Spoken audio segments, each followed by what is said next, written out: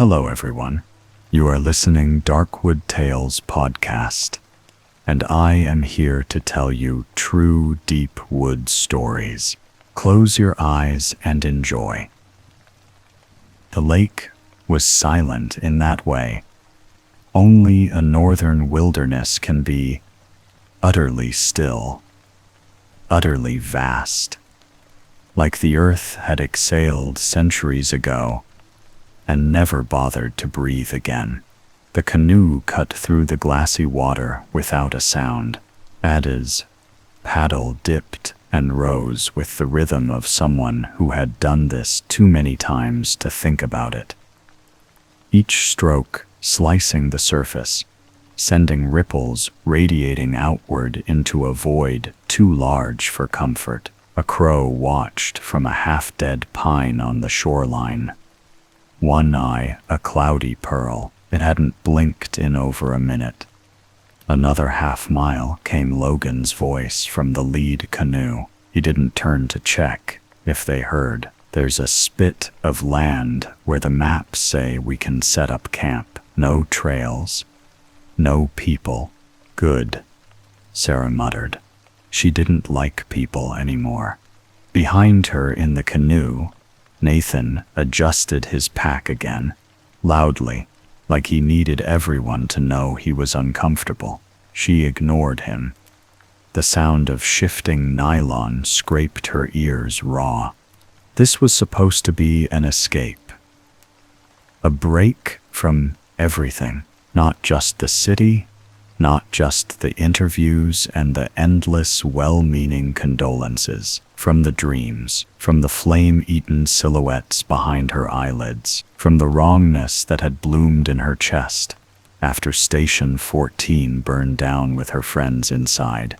But as the dense green wall of the Boundary Waters canoe area wilderness rose around them, ancient and watching, Sarah didn't feel the weight lift. She felt it tighten. They reached shore just before dusk. The landing was a tangle of slick rocks and roots clawing at their boots. Logan stepped out first. The crunch of gravel underfoot, unnaturally loud in the hush. He offered a hand to Rebecca, who was pale and wide-eyed, her smile thin. She hadn't spoken since they left the last ranger station 12 hours ago. Nice spot, Nathan said, stretching like a cat. Remote as hell, creepy as hell. Sarah said nothing. The trees were too tall. Their shadows had depth, some of them bent. Not like they'd grown that way, but like something had pressed them down, and they'd never recovered. They pitched the tents quickly. Smoke from the fire pit drifted upward, and the scent of pine sap thickened around them as the sun bled orange over the treetops. Logan handed out jerky and trail mix, muttering about saving the good food for day 2. Nobody laughed. Afterward, they sat in a rough circle, knees to their chests, watching the fire struggle to stay alive against the damp. Sarah felt it before she heard it, a prickle on the skin, a pressure at the base of her skull, a stillness that didn't feel natural, like the forest had paused to listen. The cicadas, the distant loons gone, no wind, no bird song, just the flick and pop of sap boiling in the fire. Then a scream, ragged, wet, close. It punched through the silence, like a bone snapping underfoot. The forest inhaled. Nathan was on his feet, instantly, flashlight swinging toward the dark. What? Was that a person? No, Sarah said, automatically. She didn't know why she said it. Her heart was pounding. Her fists clenched tight. but it hadn't sounded human, or if it had, something had gone wrong in the making of that sound. Rebecca had gone completely still. Her hands were folded in her lap, white-knuckled. It sounded like it was just over the ridge. Could be a bear, Logan said too quickly. Wounded. They make weird noises. You wouldn't believe the shit I've heard up here. Sarah met his eyes across the fire. He didn't believe it either. I think we should go check, Nathan said, lifting his pack and stuffing it with the first aid kit. If someone's hurt, they're not, Sarah said. No one's out here but us. You don't know that. He snapped. You know what? Because something inside her, deep and old and scorched by fire, had recognized that scream, not from memory, from instinct, something that didn't want help, something that wanted to be heard. Still, they argued. And in the end, 3 of them went, Nathan leading, Logan behind, Rebecca close to Logan, her head on a swivel. Sarah stayed. She watched their flashlight beams disappear between the trees, watched the fire gutter low, watched the sky blacken into a ceiling of stars that felt wrong, too close, like they were painted on the underside of a lid. Minutes passed, maybe an hour. The fire died to a halo of ember and ash. Sarah didn't move. The woods felt denser now, like the trees had crept closer while no one was watching. Then the scent hit her. It was so faint, she almost missed it. But once noticed, it stuck. Sweet, sickly, like something flowering in rot, like honeysuckle on a corpse. The air thickened with it. She stood slowly, listening. Leaves shifted behind her, soft, deliberate. She turned, but there was nothing there, just darkness. And then another scream. This time, it was Logan, shorter, choked off, followed by silence. Sarah backed toward the tents, heart battering her ribs. She crouched and fumbled with the zipper, dragging out her hatchet, and the emergency flare shed kept wrapped in her sock. She didn't light it. Not yet. Somewhere behind the line of black trees, something breathed. Not human, not animal. Wet, hungry, waiting. The forest didn't sound empty anymore. It sounded full. The crow on the pine branch hadn't moved in hours. Now it stared at her again, head tilted, mouth slightly open, like it was about to speak. Sarah didn't sleep. She sat cross-legged on a slab of granite beside the dead fire, hatchet across her lap, flare clenched in one sweating hand. The trees encircled her like a noose of bark and rot. No one came back. Not Logan, not Nathan, not Rebecca. The scream had dragged the silence behind it like a long, wet wound. Then nothing, no footfalls, no shouts. Just that terrible stillness again. Deeper this time, like the forest had digested them whole. She thought about going after them. Just 10 minutes ago. She might, but there was something in the air now. Something old and sweet and wrong. It pressed at the edges of her senses, made her tongue heavy, and her thoughts thick. She couldn't leave the camp. Not yet. Instead, she waited for morning. She waited for light, but the light didn't come. When Sarah finally unzipped the tent at what should have been dawn, the sky was the color of bruised pearl, dim, featureless.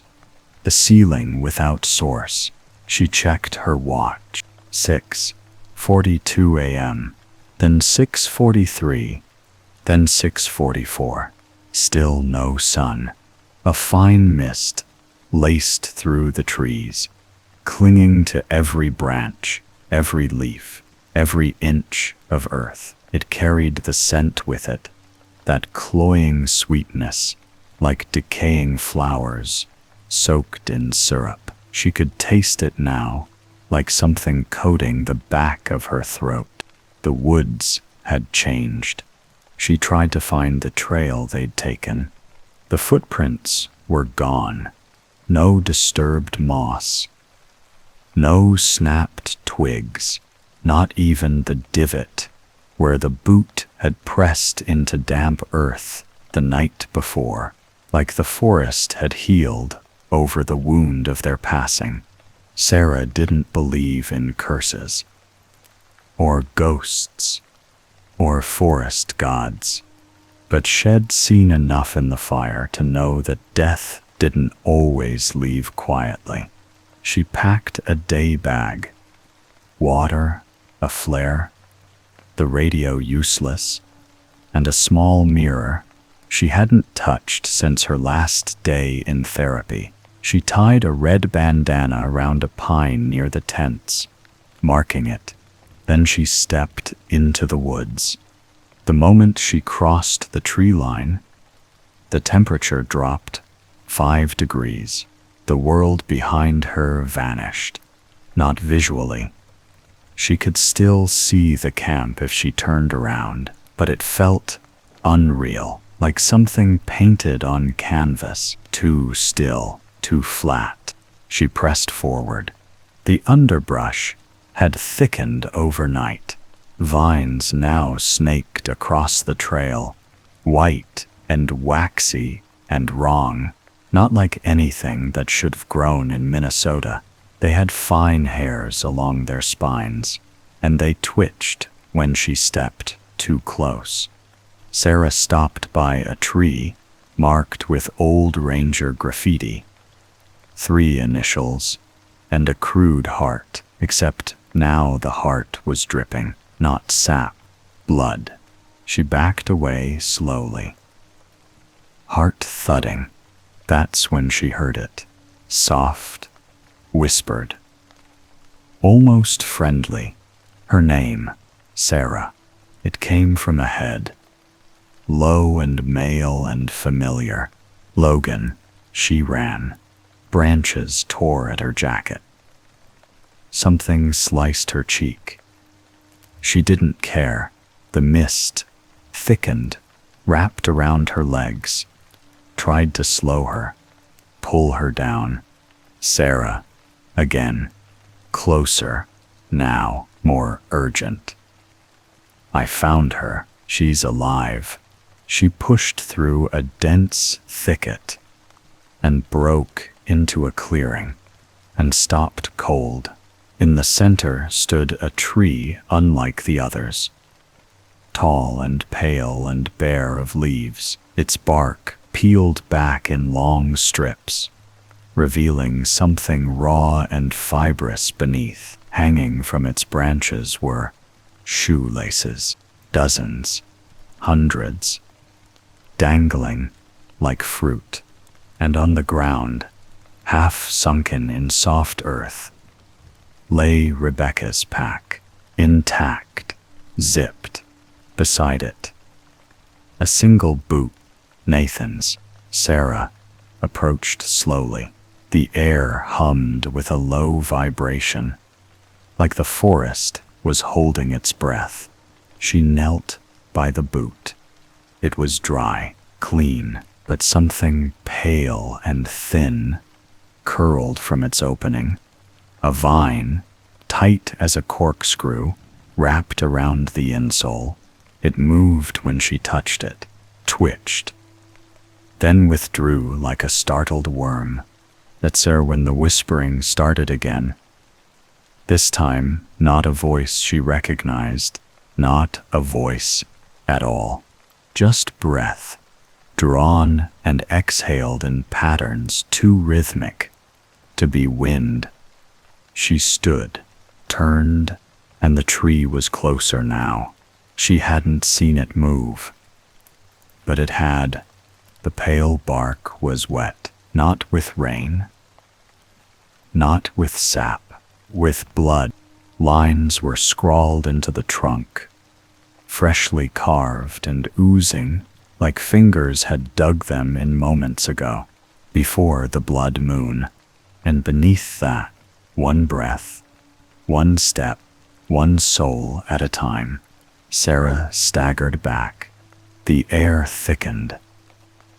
The ground pulsed beneath her boots, and rising on the breeze, stronger than ever, was that smell, so sweet, so inviting.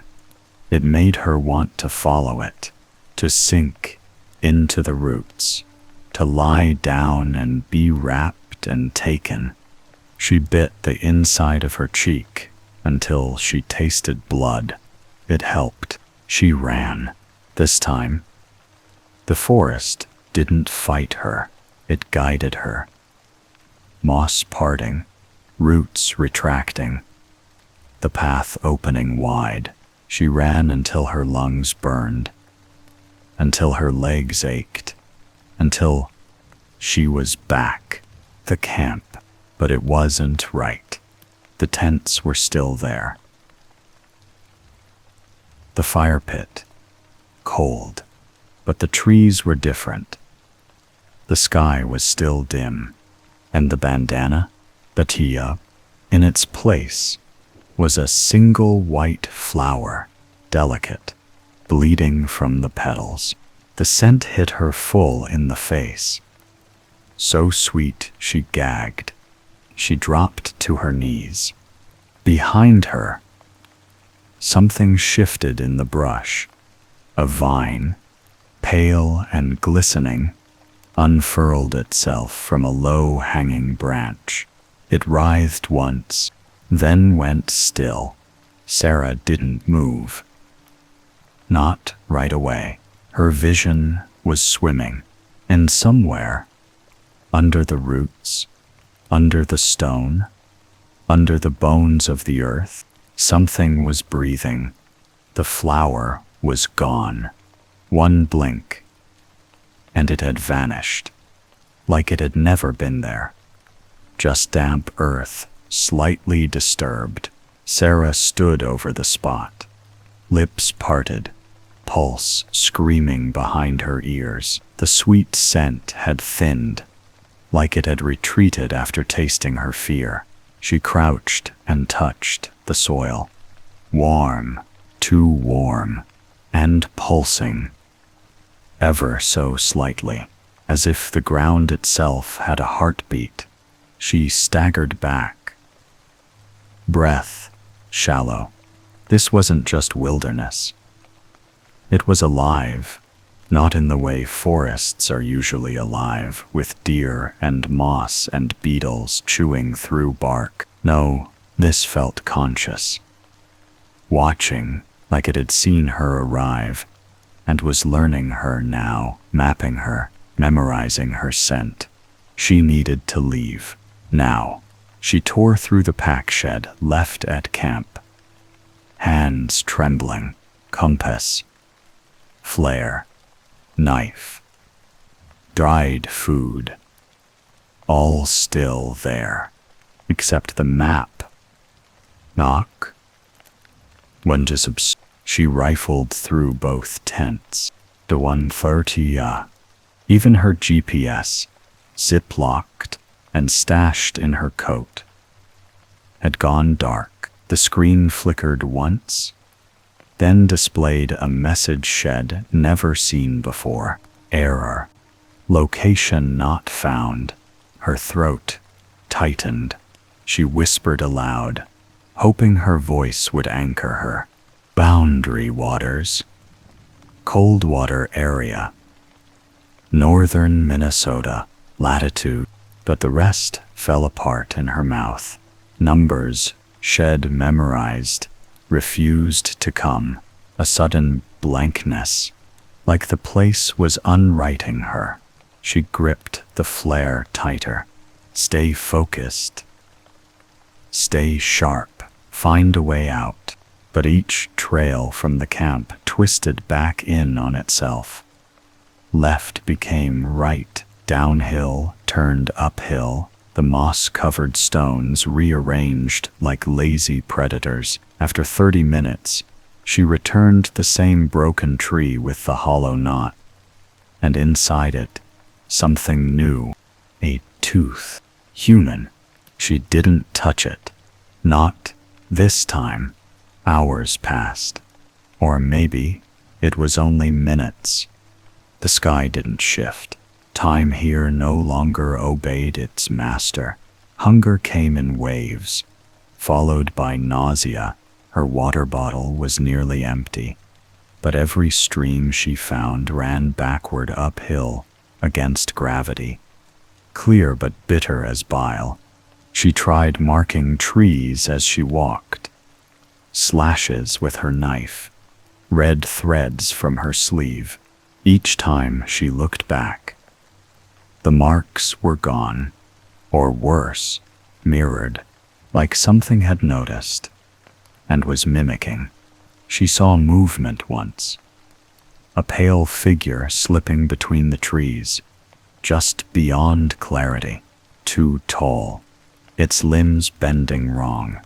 She shouted. It didn't answer, it only turned slightly. Just enough for her to glimpse a face, but not a real one. A collection of faces, human-like, half-rotted, and stitched together with vines and bark. Eyes bulging, mouths sewn shut with green thread. She didn't follow it. She ran the other way. The forest let her. By what might have been late afternoon, Sarah stumbled into a small clearing she hadn't seen before. In its center, a wooden post, weathered, splintered. A sign once hung there, now long gone, but around its base were items, offerings, a teddy bear, mold-covered, missing an eye, a rusted compass, a pair of dog tags, half swallowed by roots, and a journal. She picked it up with shaking hands. Inside, the ink was faded, but legible. The handwriting wavered and slanted, starting neat, then devolving into frantic scrawl. Day 3. I don't know where the trail went. We circled back. And it's different now. There's no sound, no birds, no animals, just that scent, sweet and wrong. Day 5. Rachel followed it, said she saw flowers blooming. We heard her laughing, then screaming. Then nothing. She's gone. Day 7. The vines move. At night, I hear them crawling. They're not roots. They're veins. This forest has a heart. Day 9. The ghost vine isn't a legend. It's real. It's old. It doesn't eat flesh. It eats soul. I buried Matthew here. Or tried to. He wouldn't stay in the ground. The vines didn't let him. The final page was stuck to the back cover with something that had dried black and flaked. One final message, scrawled across both pages in frantic slashes. before the blood moon, or it keeps you. Sarah looked up. The mist had begun to glow faintly red, not bright, not full, but enough to promise what was coming. She returned to camp just before whatever counted as nightfall.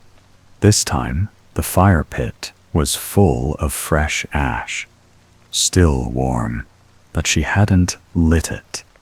No one had. She circled slowly, watching the trees. There was something hanging from the largest pine. At first, she thought it was bark. Then she saw the stitching. A face, empty-eyed, skin stretched, papery and dry, mouth slack and grinning. It looked like Nathan, and he was weeping, not tears, sap. She stepped back, tripped, and from the ground came a soft, shivering moan. The earth moved. A vine coiled up from the soil beside her leg, searching like a blind snake. It brushed her knee. She slashed at it with the hatchet. Missed. It recoiled, but didn't retreat. It was tasting her. Another vine slid from beneath the tent flap, sinuous and quiet. She stood, breathing hard, lit the flare. Third WWS SSHH. Red fire exploded in her hand, casting violent shadows across the campsite. The vines withdrew like slugs into holes. The face on the tree blackened at the edges, lips curling, eyes shriveling, but Sarah knew it wouldn't last. The flare was only one, and the blood moon was coming. She dropped the journal in her pack and stood in the flickering red light, the scent still coiling in her nostrils, sweet, rotten, calling her by name. And from somewhere deep in the trees, not far now, came the sound of someone whispering in her voice. Sarah waited until the flare burned out in her hand, casting a final convulsive burst of red light, before hissing into silence. Darkness fell like a dropped curtain, not complete, just weighted thicker. The shadows didn't obscure so much as invade, swallowing corners, flattening distance. Her breath fogged in the still air, even though the temperature hadn't dropped. She crouched by the cold fire, pressing her back to a tent pole, gripping the hatchet with white-knuckled fingers. She whispered her name, once, twice. Each time, it felt less certain. Sarah Delacroix, age 51, born St. Paul, retired 2 years ago. After the Lakeview fire, the words felt thin in her mouth. Facts, not memories, as if something had begun stripping the paint from the inside of her skull. Hours passed, or seemed to. Time here had become elastic, looping, impossible to grip. She watched the sky, or what little of it was visible through the dense canopy, still the same dim, rotted pearlescent light, only now tinged faintly with red. A quiet blood seeped through the trees, not from the sky, from below. From within, something was waking, something very old. She heard breathing again, not hers. It was just outside the tent flap, soft and wet, like a snore beneath mud, slow, rhythmic. Then a voice, low, familiar. "Sarah, it's cold. Let me in." It was Nathan's voice, but hollow, stripped of everything that made it human. She didn't move, didn't breathe. The zipper slid down slowly.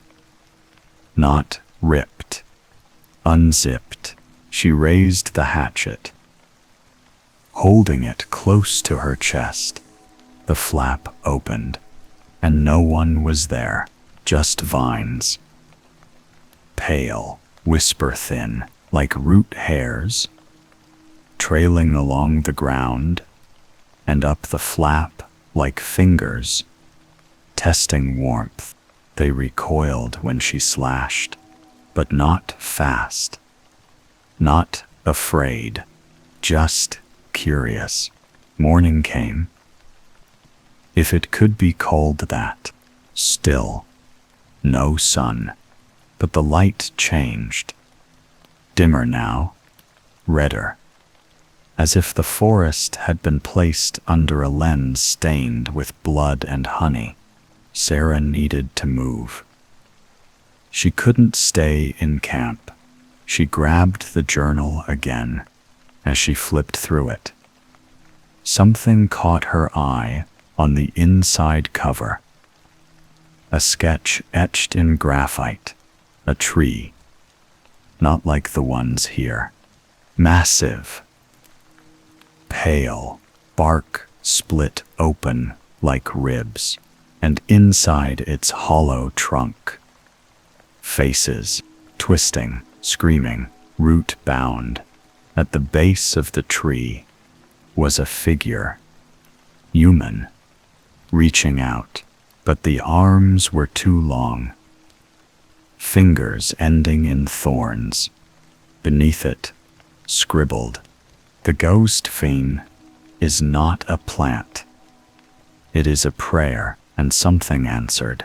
She set off west, toward where the ground sloped downward. Streams must collect there, and maybe a way out. But the path changed again.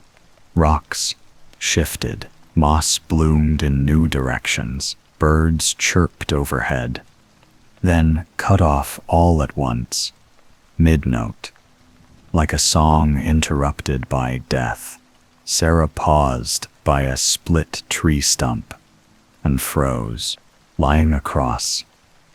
It was her badge, her old fire badge, blackened, warped from heat, but it had been destroyed in the Lakeview fire. She had seen it melt. Now here it was, resting in the center of a stump like an offering. Something in her mind cracked a little, because when she turned around, the trees were different, taller, wider. Some were black, their trunks charred. Burned pine needles littered the ground. She was in Lakeview, the same woods from 2 years ago, the place where 2 of her crew had died. She could still hear them screaming if she let herself remember. One voice in particular, Corey, trapped under the fallen timber, calling her name. And now, in this moment, she heard it again, clear, impossible. Cap, Cap, I can't move. The fires. Cap, Cap, please. Sarah dropped the badge. No, nah, this wasn't real. She stepped back and felt heat rise around her.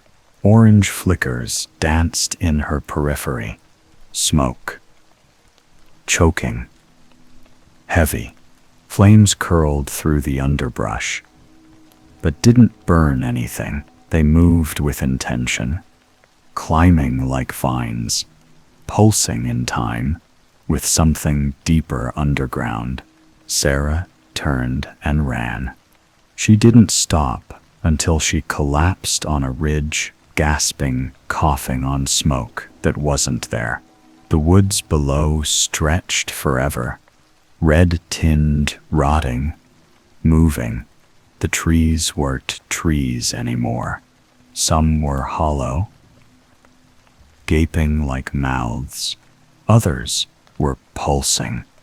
The bark peeled back in spirals, revealing meat, not wood. Veins ran between their roots like capillaries. Through soil, she closed her eyes. She couldn't look anymore, not without losing something. When she opened them again, a small girl stood in front of her, barefoot, mud-caked, long black hair over her face. No sound, just staring. Sarah said nothing at first. The girl tilted her head slowly, then raised her hand, held something out.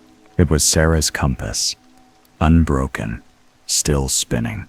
Sarah reached for it. The girl let it drop, then vanished. No sound, no footsteps, but just gone. Sarah picked up the compass. North pointed straight down. She laughed. Once, short and sharp. She sat there, alone, on the edge of something vast and alive, and utterly hostile, and knew it wanted her to choose to stay. It wanted her to want it. She pressed her nails into her palm until she bled. It helped, for now. And in the trees behind her, something began to growl. Not animal, not machine, something in between. Sarah turned slowly toward the sound. The growl came again.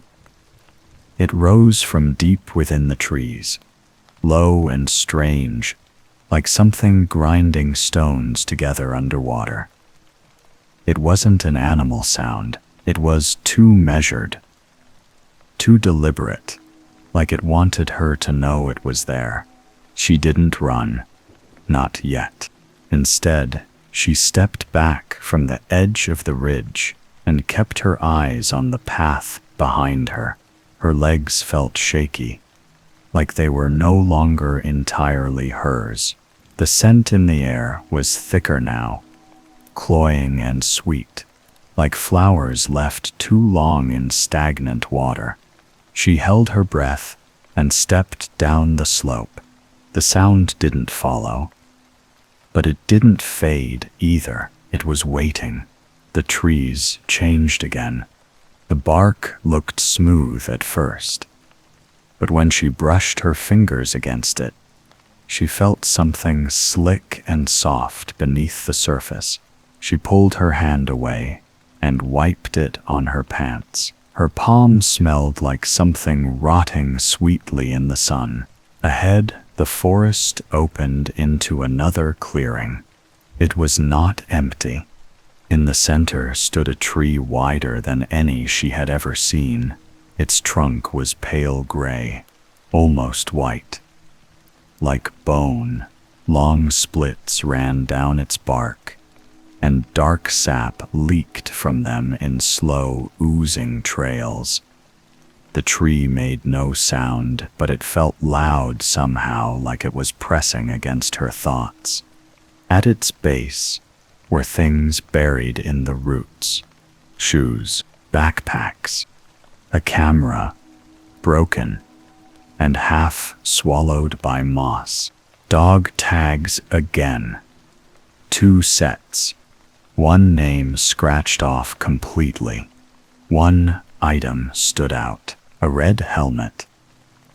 Half crushed. She knew it. It had belonged to Corey. Sarah knelt beside it, touched the cracked plastic, and tried not to let the memories rise. The bark above her shifted. She looked up and saw shapes forming in the wood. Faces, mouths open in silent screams, eyes stretched wide, noses and chins and teeth, all pulled into long wooden streaks. They looked like they had been carved there. But Sarah saw them move. One face blinked. Another opened its mouth, just enough to let out a small, breathy noise. It was her name, not shouted, not whispered, just spoken, like a promise. Sarah stood quickly and backed away from the tree. She didn't want to turn her back to it. So she moved in a slow circle around the clearing. Every few steps, another face revealed itself. Some were small, childlike. Others were old and full of cracks. Some had no eyes. Some had too many. She found herself at the far edge of the clearing, where the ground dipped again into a shallow gully. She saw something glinting in the soil. It was a mirror, old, handheld, with a cracked handle and flecks of rust. She didn't want to pick it up, but she did. In the reflection, she saw herself, but not fully. Her face looked pale and stretched. The eyes were too wide.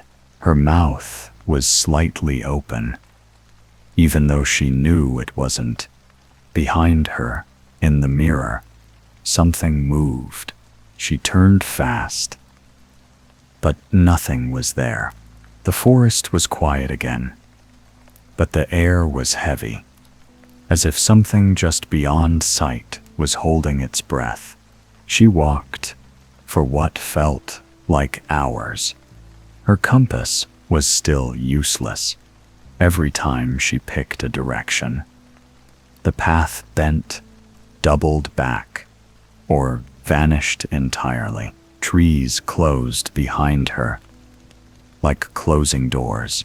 At one point, she reached a place where the forest floor was soft and black. Her boots sank into it, and the air grew warm and wet. Tiny pale flowers grew in clusters here, all of them facing her. They looked like open mouths filled with small white teeth. As she passed, they hummed. It was faint, almost musical, but she felt it in her chest, like the echo of a lullaby she didn't remember knowing. She walked faster. Eventually, she came upon a stream. It looked clean, but the water moved wrong. Instead of flowing downhill, it pulsed in slow waves forward, backward, then still. She knelt to drink, but paused. There was something under the surface, a shape, pale and curled. It looked like a person lying on their side at the bottom of the streambed. Their hair drifted like weeds. Their hands were folded over their chest. She leaned closer. The face turned upward. It was hers. Sarah fell back from the stream with a cry and scrambled away on her hands and knees. She didn't stop until she reached another ridge, breath coming hard and fast. She stood slowly, legs shaking. Below her, the forest spread out like a living map. From this high up, she could see the truth. It was growing, not just the trees, the vines. They were spreading like veins beneath the canopy, thick, long, glistening lines that coiled through the soil, climbed trunks and wrapped around anything still. The forest wasn't growing in a random pattern. It was forming a shape, a spiral, and at the center of it, far off but unmistakable, was something massive and wrong, something half buried, round and pulsing with light. She didn't know what it was, but she knew That's where she was being pulled. Sarah sat down hard on a stone, hand pressed to her chest. Her heartbeat didn't match her pulse. She felt two rhythms now, one hers, one not. Night fell again, or something like it. She made a fire this time. It took longer than it should have. The wood kept turning damp. The flames hissed. She kept the mirror close and her back to a rock wall. At some point, she heard movement beyond the firelight, slow footsteps, not cautious, calculated. When she looked up, there was someone standing at the edge of the light, a woman, roughly her height, wearing a fireman's jacket. It was old and soot-stained, with a scorched name tag. Sarah leaned forward, squinting. The jacket said, de la Croix. That was her sister's name. Danielle had died in a blaze 10 years ago. No body had ever been found. Only a boot.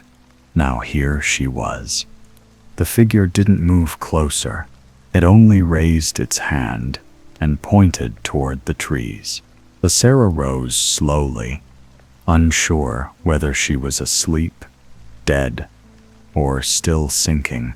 The figure pointed again, then stepped backward into the woods and vanished. Sarah stayed frozen for several long minutes, listening to the wind move through branches that didn't sway. She didn't follow, not yet. She turned back toward the fire. The journal was open, but she hadn't left it that way. There was new writing on the page. The ink was still wet. You are already part of it. All that remains is to let go. Let the vine take what it needs. The rest of you will rot in peace. She closed the book and didn't sleep. The trees watched her all night, and somewhere deep below the ground, the roots began to hum. Sarah walked at dawn. Though there was no sun, the sky had turned a milky red gray, like blood stirred into ash. No birds called, no wind moved the leaves. The air was still, thick, and close to her skin. It smelled of bruised fruit and something worse, something spoiled. Her steps were slow. The ground was soft, like wet sponge beneath her boots. Every footfall made a squelching sound that echoed too far, as if the earth was hollow. She followed no trail, because there were no trails anymore. The forest had taken them back. She hadn't eaten in more than a day. Her water was gone. The canteen was full the night before, but in the morning it was dry. No spill, no sign of tampering. Just empty, like it had never held anything at all. When she tried to think back, she realized she couldn't remember the last thing she'd eaten. Not clearly. Her memories were fading in pieces, not just from this trip, but before. What day had she left? What month was it? Had she called anyone before she left home? She wasn't sure if she even had a home anymore. When she tried to picture her apartment in St. Paul, all she saw was trees. Sometime in the late morning, if time could still be trusted, Sarah came to a grove. The trees here were strange. Smooth white bark, no branches for the first 30 feet. their trunks curved inward as if they were leaning close to hear her thoughts. In the center of the grove stood a wooden sign, planted firmly into the mossy ground. She stopped a few paces away. The sign read, "The Forgetting Path. Step lightly. Give freely. Leave who you were behind." The words were carved deep, but they looked new, fresh. No moss had grown on the surface, no cracks, no wear. Sarah didn't want to move forward, but behind her, something began to growl again, the same wet, grinding breath she had heard before, low, patient, waiting for her to turn around. She stepped forward. The forest changed as she walked. The trees bent toward her like listening heads. Leaves trembled on branches, though no wind stirred. With every step, the air grew warmer and heavier. The scent returned thick and sweet, like nectar left to rot in the sun. Her vision swam at the edges. She blinked hard. When her eyes cleared, she was standing in a living room. Her living room. The one she hadn't been able to picture earlier. Worn couch. Firefighter. Plaques on the wall. Danielle's picture in the frame near the fireplace. Coffee table, scarred with water rings and old burns. It was exact. Even the smell, coffee and faint smoke and old wood polish. She reached out and touched the wall. It felt solid, but her feet were still in forest soil. Roots curled up through the carpet. Branches pressed against the windows. She blinked again, and the room was gone. The trees stood tall around her. The path went on. She passed another sign, this one smaller, lower to the ground. The words were scratched, not carved. Remember only ends in ruin. There were bones at the base of the sign. Small ones. Animal, maybe. Human, maybe not. She kept walking. She heard a voice ahead. A girl, maybe 10 or 11 years old, humming. Sarah's stomach turned. She knew that tune. It was the song Danielle used to sing in the back seat during long drives when they were kids. She hadn't thought about it in decades. The humming stopped. A moment later, the little girl stepped into the path ahead, same one as before. Bare feet, black hair, pale face. The girl looked at her, then pointed to the side of the trail. A narrow break in the trees had appeared, an opening that hadn't been there before. The girl said nothing. Then she turned and walked into the trees. Sarah followed. The path was tight. Branches brushed her arms. Thorns caught her sleeves. She bled, but it didn't hurt. The pain felt at the end of the tunnel of growth. The forest opened into a clearing again. There was a house there, her childhood home. Perfect. Pristine. But it had burned down 30 years ago. She stepped closer. Smoke rose from the chimney. Light glowed behind the windows. Inside, she could see a figure moving. Her mother bustling between the kitchen and the hallway, humming the same tune. Sarah stepped up onto the porch and pressed her hand against the door. It opened on its own. The warmth inside was unbearable. Her mother turned, smiling. But the face was wrong. The smile was too wide. Her eyes were pitch black.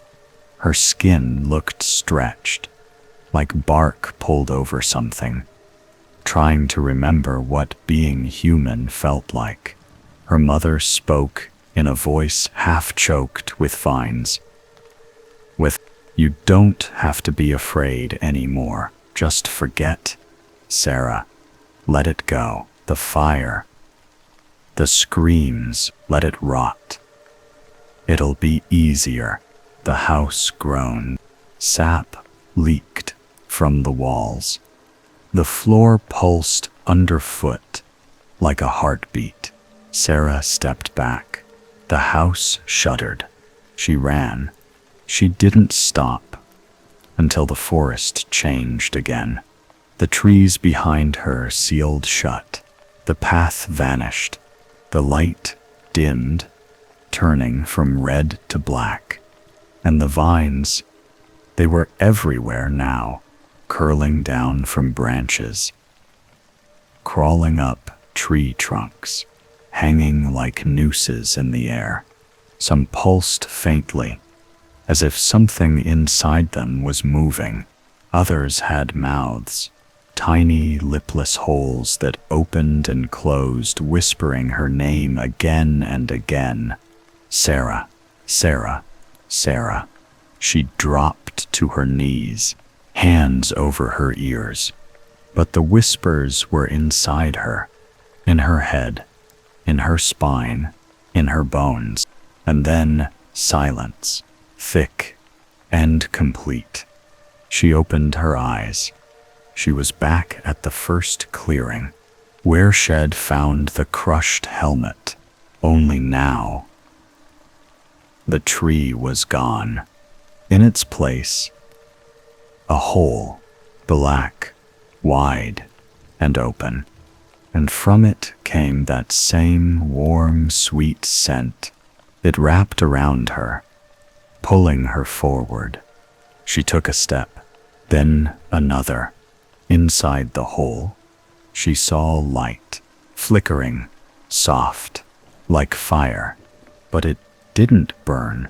It welcomed, and beneath her feet, the earth whispered, "The blood moon is rising.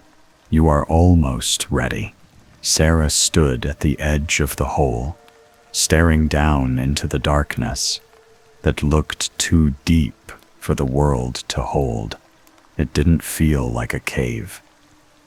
It felt like a wound in the ground, raw, open, and waiting. The scent rising from it was warm and thick, sweeter than anything Shed ever smelled, like fruit left to rot in the sun. It didn't make her sick, but it made her thoughts drift in strange directions. She didn't want to go down, but her body was already leaning forward, her boots shifting closer to the edge, as if something inside her had already made the decision. When she finally stepped over the lip, the soil gave way easily, and she slid downward without control. She didn't scream. She just let herself fall. The descent was silent. No wind, no walls, no end. She should have hit something. Rocks, roots, the bottom.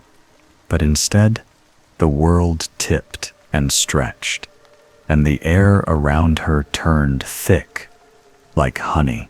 She landed softly on a floor, covered in moss, that glowed faintly under her boots. The cavern around her pulsed with a slow, steady rhythm, like a breath drawn deep and held in place. Roots curled down the walls like veins. Some of them twitched.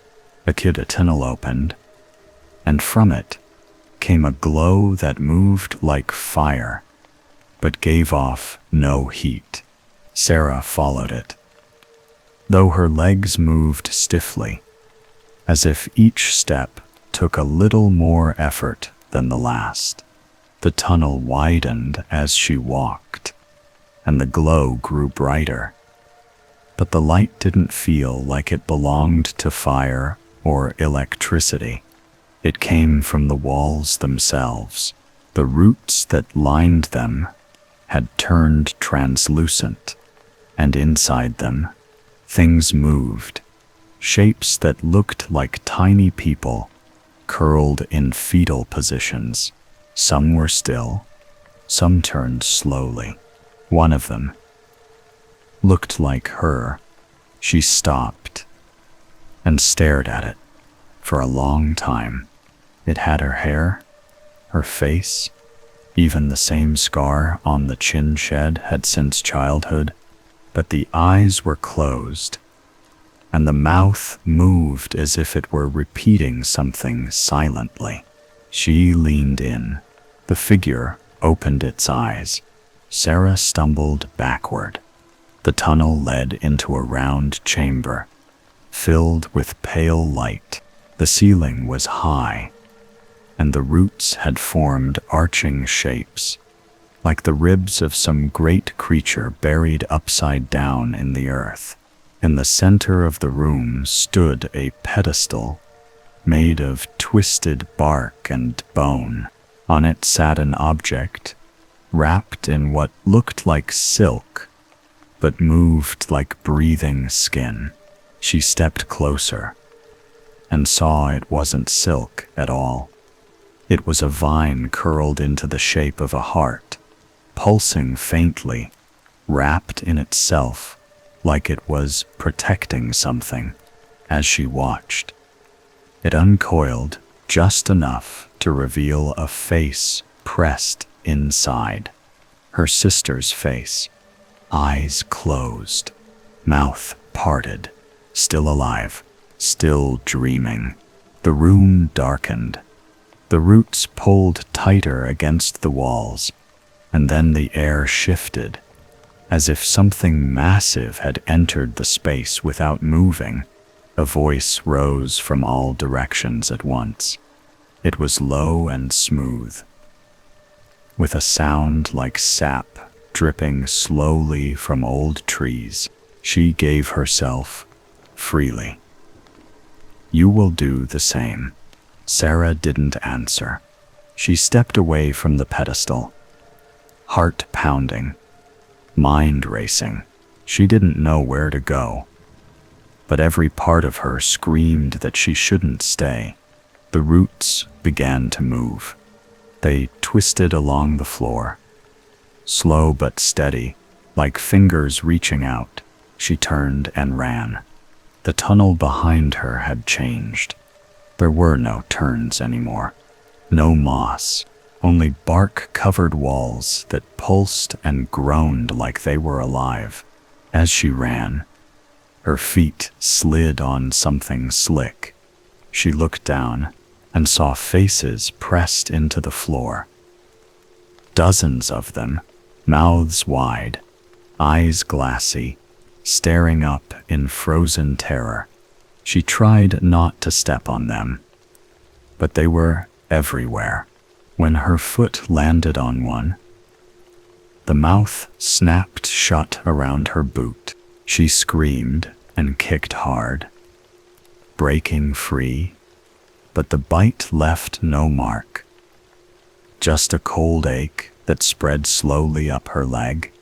She burst into another chamber and stopped cold.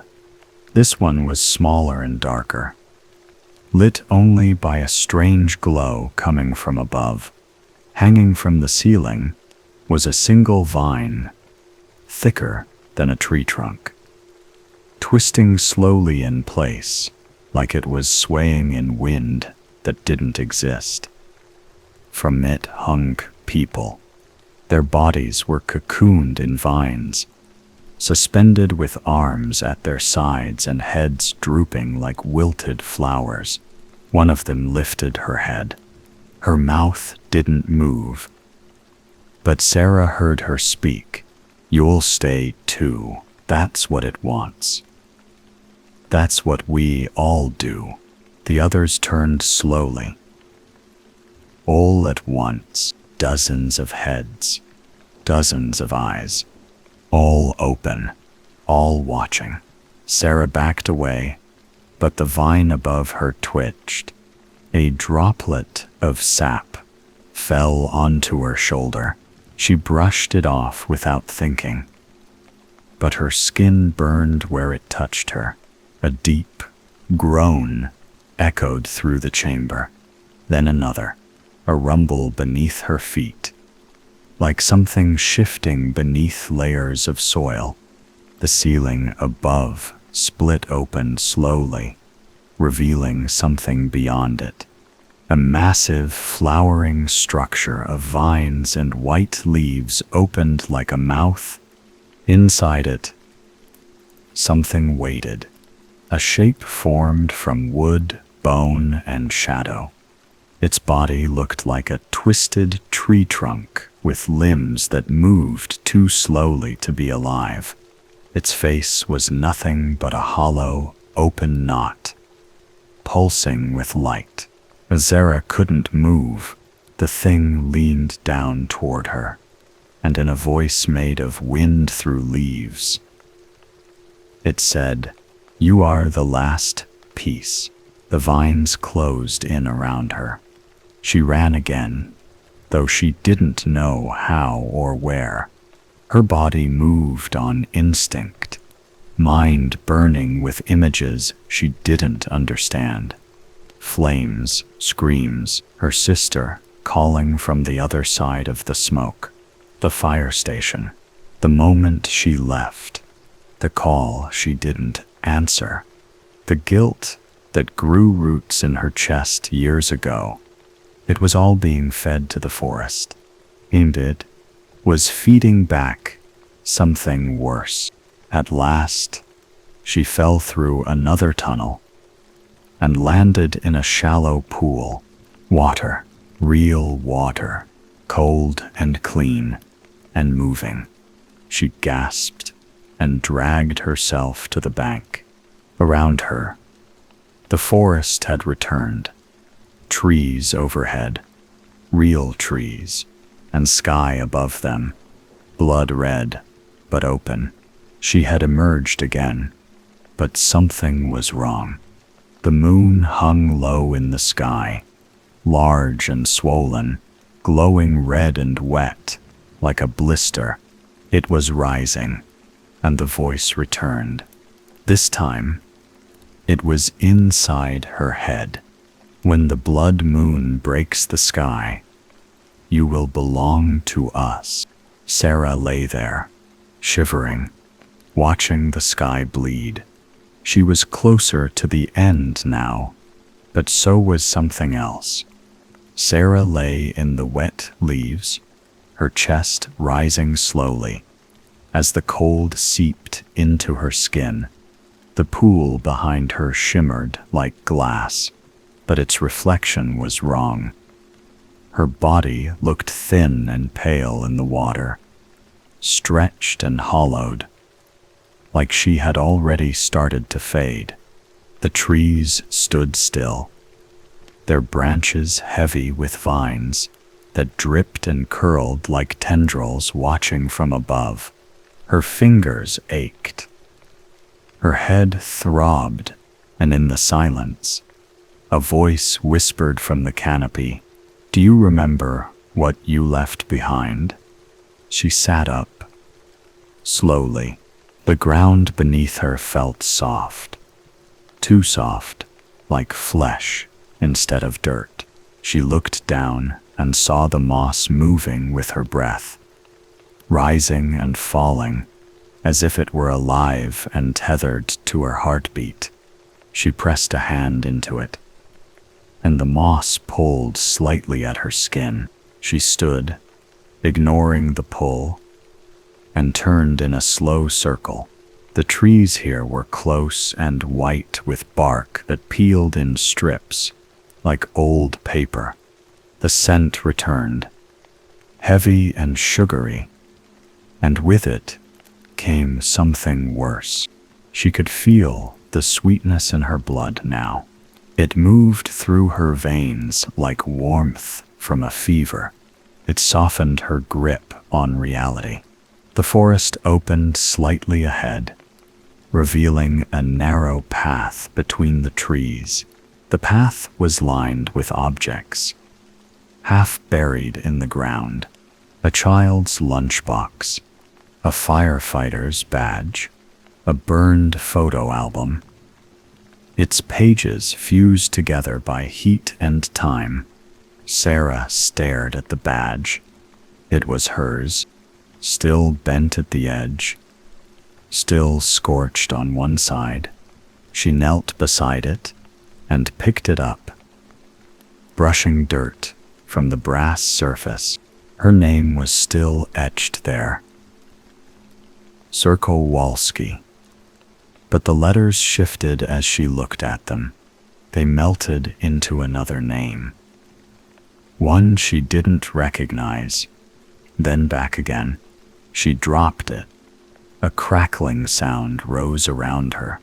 Faint at first, then louder. She turned toward the trees and saw smoke curling between the trunks. Not heavy black smoke. This was white and pale, drifting slowly like fog, but it carried heat behind it. The trees ahead had turned black, their trunks scorched and crumbling. As she passed between them, the world changed again. She smelled the fire before she saw it. Burning pine, melting plastic, the bitter stink of foam insulation, cooking in the heat. Then came the house. Her sister's house, or what was left of it. The roof was gone. The walls were half collapsed. The inside glowed with a low, flickering light. Sarah took another step forward, but her knees weakened. She remembered this night. The dispatch call had come in just after midnight. Structure fire. Possible occupants inside. She had hesitated. She'd let someone else take the lead. She hadn't driven fast enough. She hadn't forced the door soon enough. By the time they reached Danielle, it was already too late. The front door creaked open. Inside, fire burned on the walls without consuming them. The kitchen stood as it had been before the fire. Neat, quiet, alive. But heat rose from the counters, and smoke drifted in the air. And at the table sat Danielle. Her sister looked exactly as she had the last time Sarah had seen her alive. Hands wrapped around a chipped mug, tired smile, eyes too knowing. "You always blamed yourself," Danielle said, voice soft. "But it wasn't your fault. That's what it wants you to think." Sarah didn't move. The heat rolled over her like a wave. Danielle reached out across the table. Her hand was normal, skin, warmth, familiar. "You can stay here," she said. "You don't have to run anymore, not from this. Not from me." Sarah stepped into the room. For a moment, the fire vanished. The house was whole again. The air was cool. The lights were on. Outside the window, the moon was white and full, not red, not broken, not rising like a warning. Sarah blinked. The moment held, and then she noticed the vines. They were in the wallpaper, woven into the ceiling, creeping along the floor beneath the rug. They pulsed faintly with light. Danielle's smile didn't change, but her eyes had. They were glassy now. No pupils, just deep green, like moss. Sarah backed away. The illusion broke like shattering glass. The house vanished in a crackle of heat. She stood again in the forest. The trees leaned closer. The whispering started again, low and endless. Stay. Stay. Stay. Stay. Stay. Stay. She covered her ears. The voice pushed through her hands. You failed her. You failed yourself. You failed the fire. Let us take the weight. She turned and ran, branches whipping at her arms, roots grabbing her ankles every time her boots hit the ground. The forest seemed to stretch backward, like it didn't want her to leave. After what felt like miles, she stumbled into another clearing. A tree stood in the center, massive and ancient, its bark pale and cracked. Something hung from its branches, a bundle of bones, bound in vines. The bones were wrapped in the same silk-like threads as before, and inside the bundle something moved. Sarah approached slowly. The bundle twitched. It opened slightly. Inside was a face. Her face, but it was smiling. A hand grabbed her shoulder from behind. She spun, heart slamming in her chest. No one was there. The forest went still. Then the tree opened, not the bark, but the base, a hollow split wide, revealing a tunnel of roots and darkness. A low voice echoed from the hollow. Bring us your grief. Bring us your guilt. Let us bury it. Let us bury you. The air grew heavy. The moon rose higher. Red light spilled across the trees. Sarah stood trembling, her mind fraying at the edges. She was losing time. She was losing pieces of herself. But she wasn't ready to give in. Not yet. Sarah didn't remember walking. She didn't remember choosing to move, but the forest around her had changed again, and her boots were soaked in mud she hadn't noticed sinking into. The trees here were taller, far too tall, and their branches tangled high above her head, blocking out the blood-colored sky. The air was thicker now, and it pressed against her lungs with every breath. It wasn't just the forest trying to stop her. It was inside her.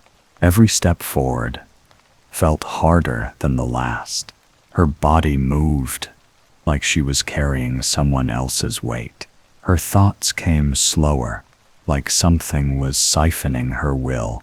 From somewhere ahead, the sound of wet chewing broke the silence. She froze. It wasn't an animal sound. It was too rhythmic, too hungry. She crept forward, careful not to step on roots that twitched underfoot. Beyond the next row of trees was a clearing, and in the center of it, a figure knelt. It was a man, or what used to be one. His back was hunched, his clothes half-rotted, and vines curled up his spine like parasites. He was eating something from the ground, tearing at it with shaking hands, stuffing it into his mouth. Sarah stepped closer. It wasn't food, it was paper, old, brittle journal pages, soaked in blood. His hands were raw. His mouth was lined with cuts. But he kept eating. As she approached, he looked up. His eyes were pure white. No recognition, no soul. He opened his mouth and spoke around the paper. They told me the words would keep me whole. Sarah backed away. The vines on his back pulsed. They began to move.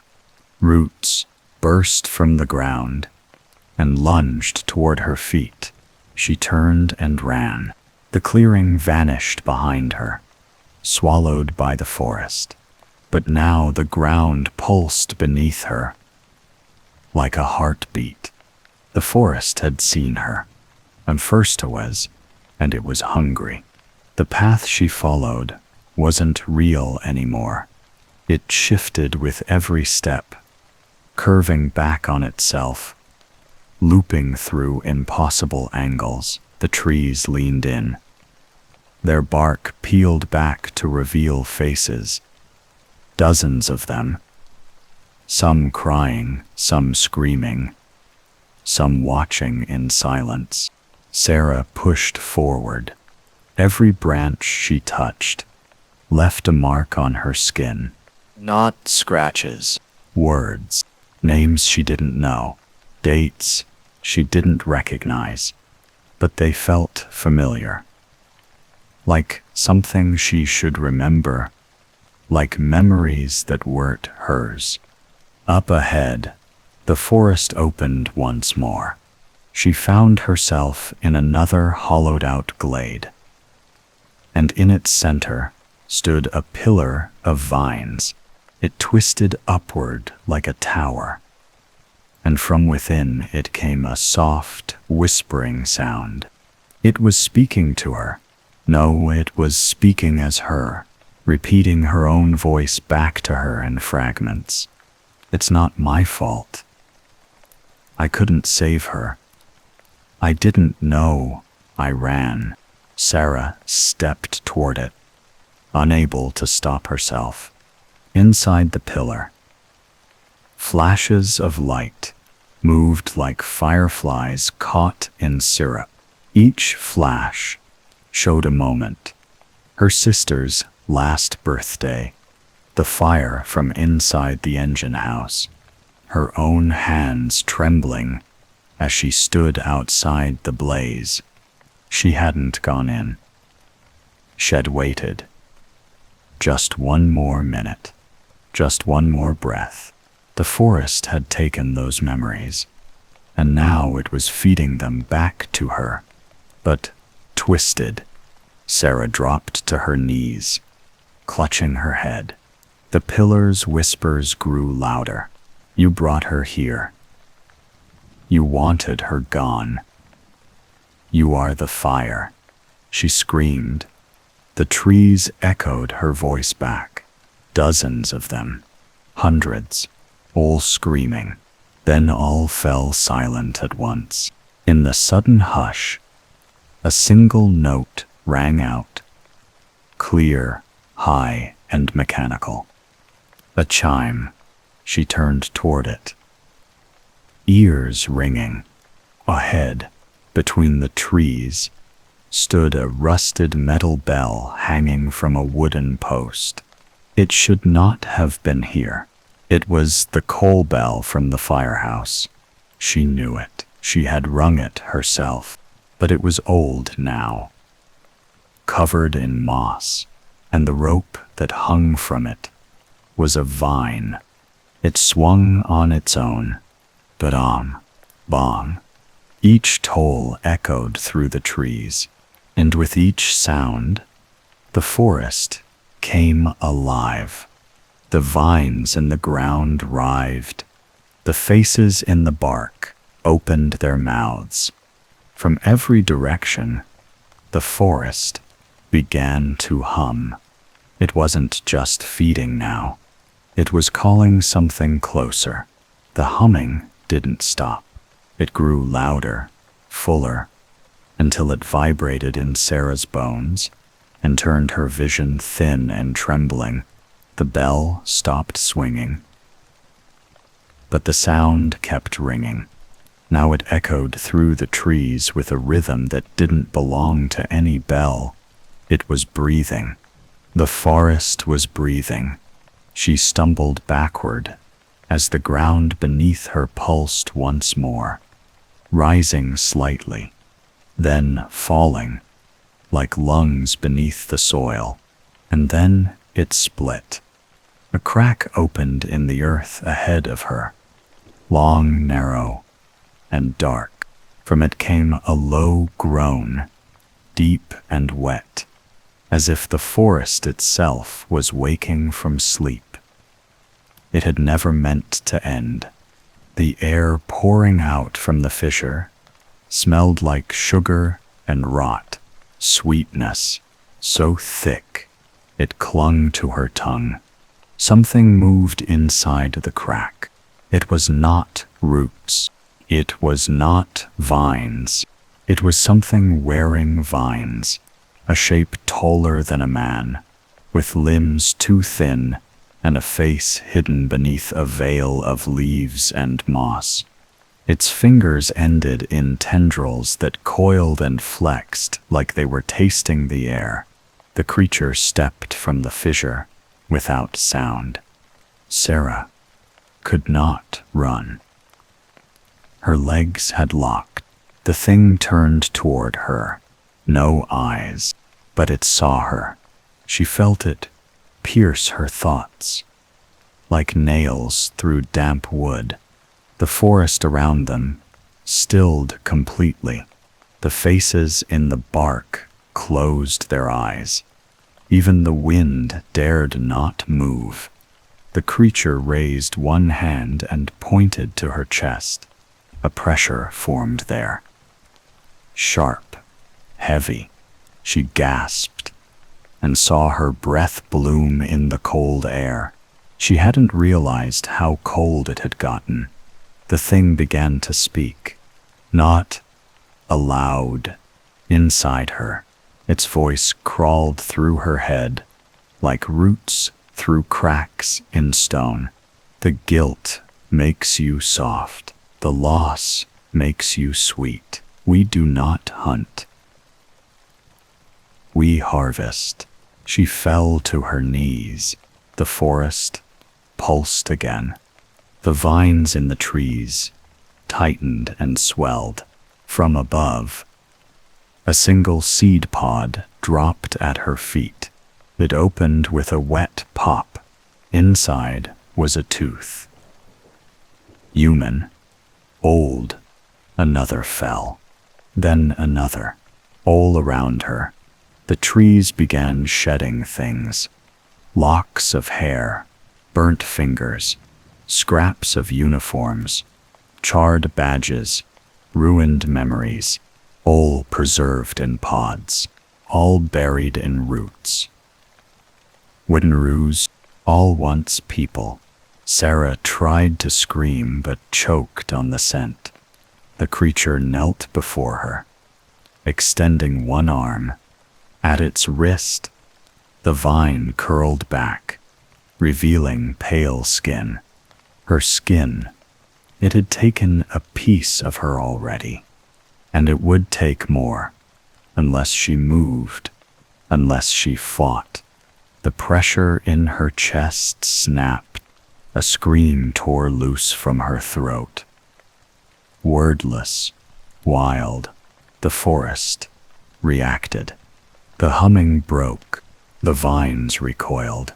The thing before her froze. And in that moment, she ran. No path, no direction, just the raw animal need to escape. She didn't look back. Behind her, the forest shrieked, not in pain, in hunger. It had touched her. It had tasted her. Now it would not stop.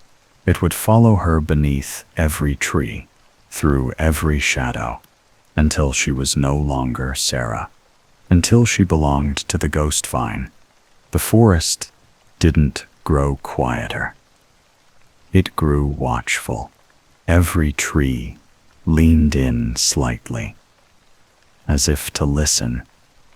Every vine paused mid-twitch, waiting. Even the wind moved in slow, deliberate currents, brushing Sarah's face like cautious fingers. She had run until her legs threatened to collapse. Now she lay under a slanted pine, chest heaving, heart pounding against the inside of her ribs like it wanted to break free. But the thing shed escaped. The thing with her skin and no eyes hadn't chased her. It didn't need to. It had already marked her. She saw it in her arms first, just beneath the filth and sweat and blood. A pattern had begun to appear beneath her skin, not bruises, not scratches, lines, precise, intentional, a lattice of ink that shouldn't be there. Sarah pulled off her jacket with shaking hands and rolled up her sleeves. The markings covered both forearms, coiling up toward her shoulders, vanishing beneath her collar. It looked like a map, not of roads or trails, of trees, of roots. Each branching line carried tiny notches, symbols, arrows that bent at impossible angles. She recognized one shape, a crooked pine stump shed, passed near the river's edge, but the map kept going far beyond where shed traveled. It was a living thing, shifting when she looked away, and worse, it burned, not fire, not pain, memory. Each line was a path she hadn't taken, but somehow remembered. Every symbol held weight, like it had been carved not into skin, but into time. Sarah dropped her arms and looked around. The forest was still watching, not with malice, with need. It wanted her to follow the map, or maybe it wanted her to flee from it. Her thoughts blurred again, like fog on a mirror. Then she heard the voice. Not the forest's, a human voice. Ragged, near. You see it too, don't you? She spun around. There was a woman crouched in the brush, wrapped in blankets, stitched from old firefighter uniforms, her eyes wide and sunken with exhaustion. Don't move, the woman whispered. They'll hear the blood if it moves too fast. Sarah stared. The woman looked familiar. Too familiar. She had her face. No, not exactly. One, older, leaner, like someone who had lived a little longer, but inside the same story. I followed the map too, the woman said. Thought it would lead out. Thought it would lead home. She pulled back her sleeve. The same black lines covered her arm, but deeper, etched in, like scars. It loops, you see. Every trail, every step. It brings you back here. It grows with you.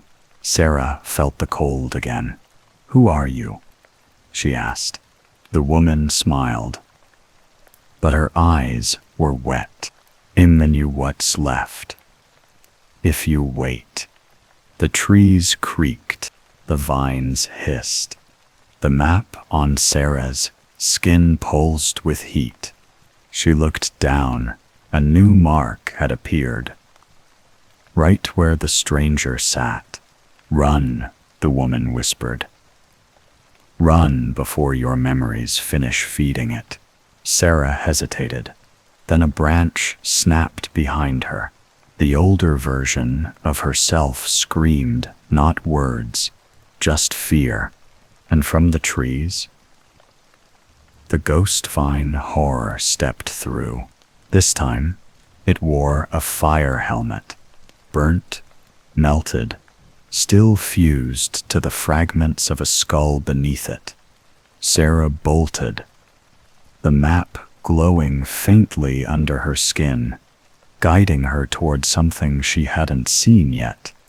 And behind her, the forest closed in, dragging her past back into its roots, one memory at a time. The trees thinned as Sarah ran, but the tension in the forest did not. Each step forward felt like it was being allowed, not taken. The ground sloped downward in long, uneven waves, and the air grew damper, cooler. She didn't need the map on her skin to know where she was headed now. She could smell it, the water, stale, heavy water, laced with the metallic scent of old blood, and the sweetness that always came before something terrible. The lake, it appeared through the trees like a hole in the world, broad, black, perfectly still. Not even a ripple disturbed the surface. But it was breathing.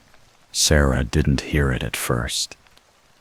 She felt it, the rise and fall of the earth, faint and slow, as if the lake itself had lungs hidden deep beneath the mud.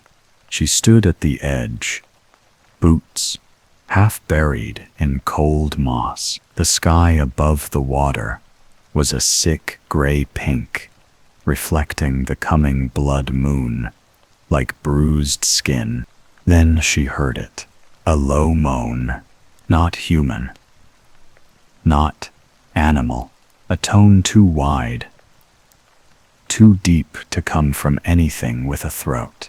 It rolled across the water, in waves, the sound of something vast, something waiting. She turned to leave, but her arm burned. The map had changed. A new line, fresh and black, extended toward the lake, toward a crooked dock, half rotted and overgrown with moss. It hadn't been there before. She knew it hadn't, but now it waited for her. Each step toward it made the map pulse.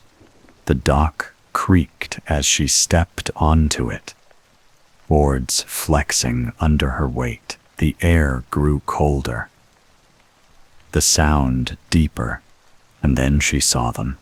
Beneath the water's glassy skin, lights moved, not reflections. Eyes, dozens, white and lidless, watching her from beneath the surface. She froze. A bubble rose from the center of the lake and burst with a wet sigh. Something was down there, something old. The map on her skin began to split. The ink peeled away in flaking lines, curling like bark in flame. New marks grew in their place. They didn't just lead to the lake now. They led into it, a spiral of roots, a descent. She stumbled back, but her foot caught on a knot of wood. She fell, and her hand plunged into the water. It was warm, too warm, and it gripped her back. A tendril shot from beneath the surface and wrapped around her wrist, not with force, with intention. It didn't pull, it beckoned. The moaning sound deepened. A chorus now, a hymn.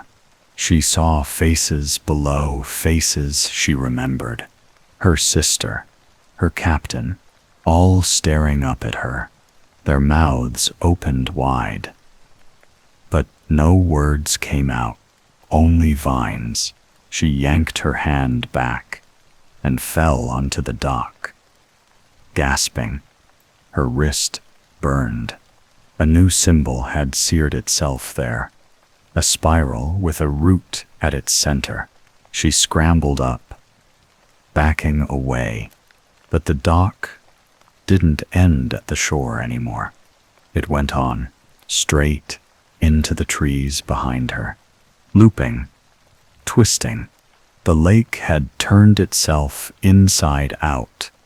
Sarah turned and ran, but every tree she passed looked like the last, and from the water behind her, something began to climb, descending to splash.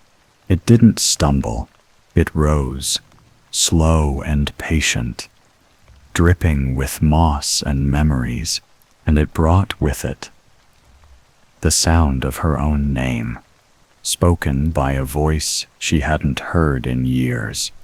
Sarah. She didn't turn around, because the voice belonged to someone who had died in her arms, and now it lived in the water, waiting for her to come home.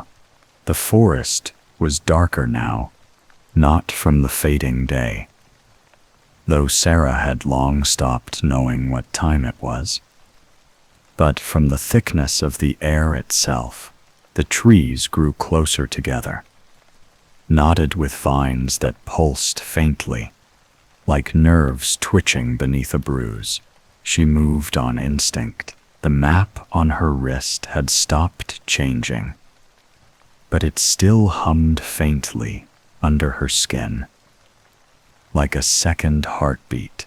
Each step felt both new and familiar. She had been this way before. She was sure of it. But the forest had rearranged itself. Every direction led inward.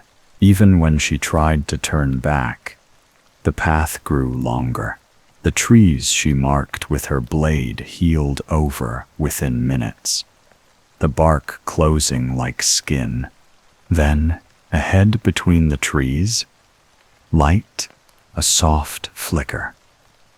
Warm, orange, fire. Her breath caught. Not fear this time. Hope. She hadn't seen fire since the forest had taken her. The cold had set deep into her bones, and this glow, gentle, impossible, drew her forward. She stepped carefully into a clearing. There it was, a campfire, set in a perfect ring of stones, flames rising from dry wood. No smoke.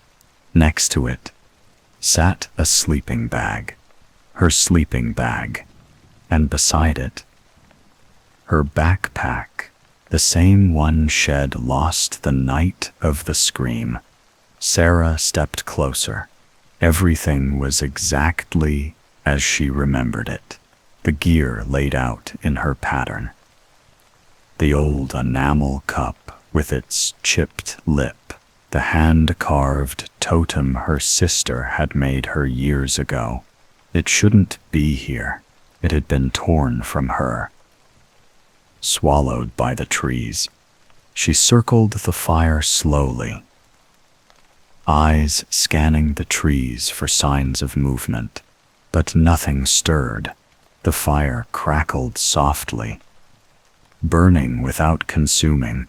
She crouched beside the sleeping bag and reached for the backpack. Inside was her journal, but every page had changed.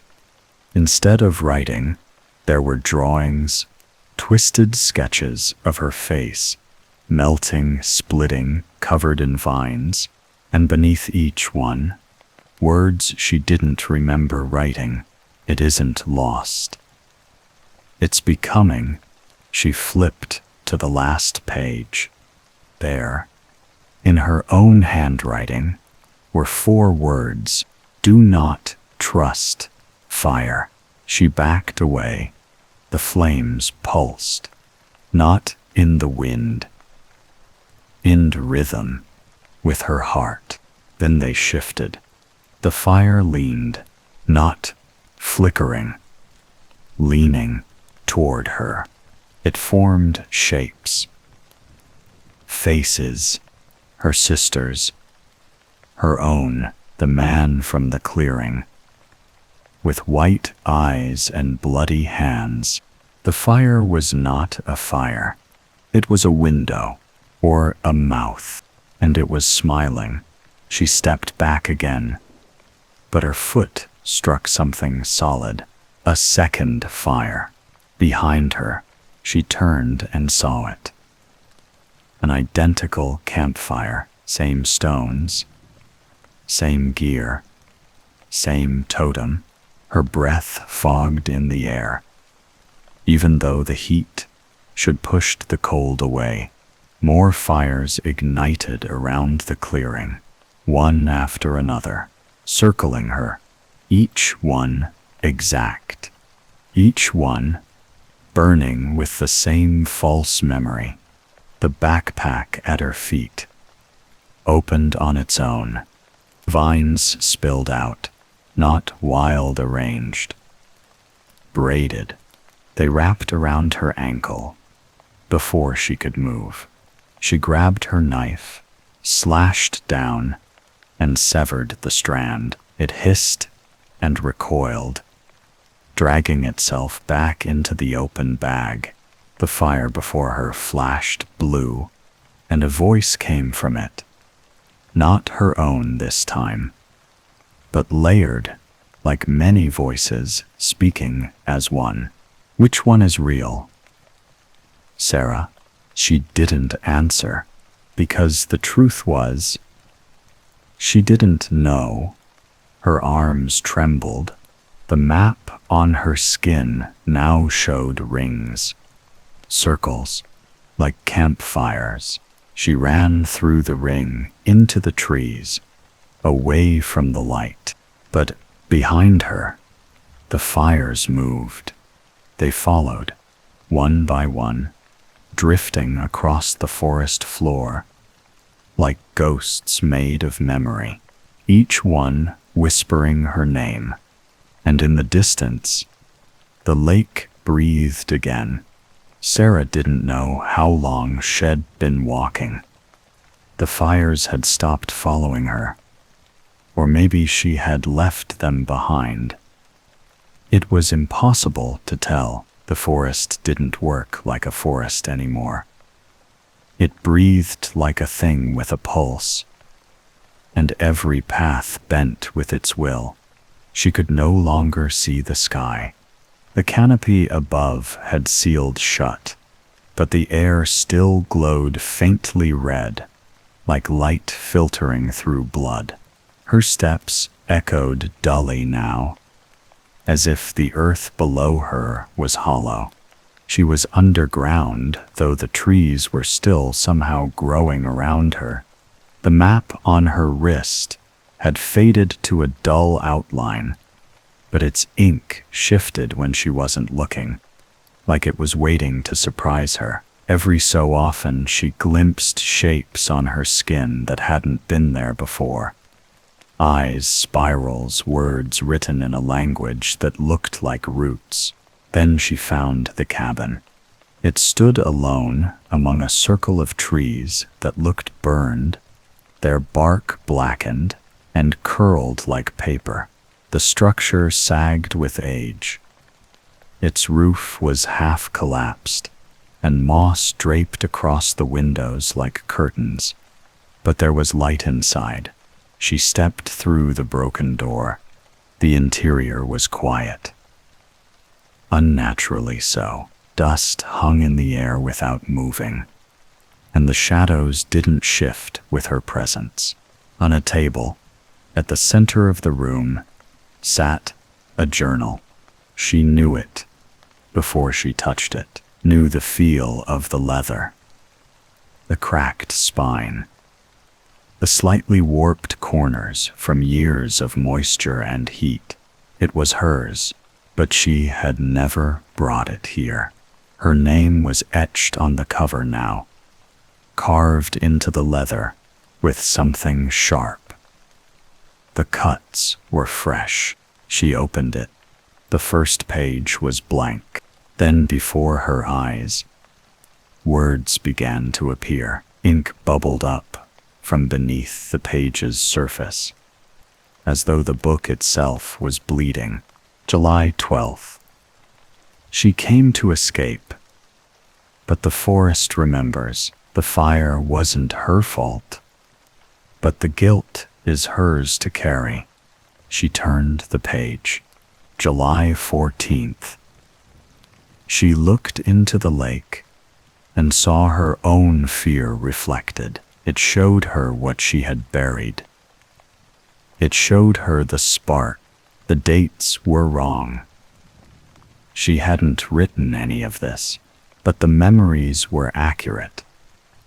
Distorted, but real. She flipped forward.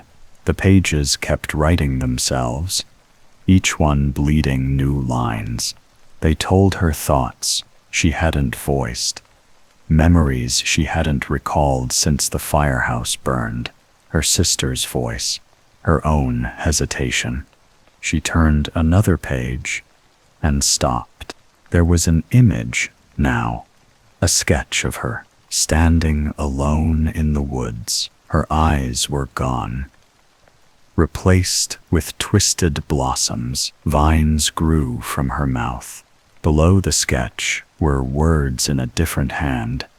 The forest does not forget. It simply waits, and when you are hollow, it will bloom through you. The journal snapped shut on its own.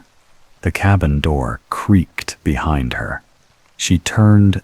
No one was there, but the light inside the cabin had gone red.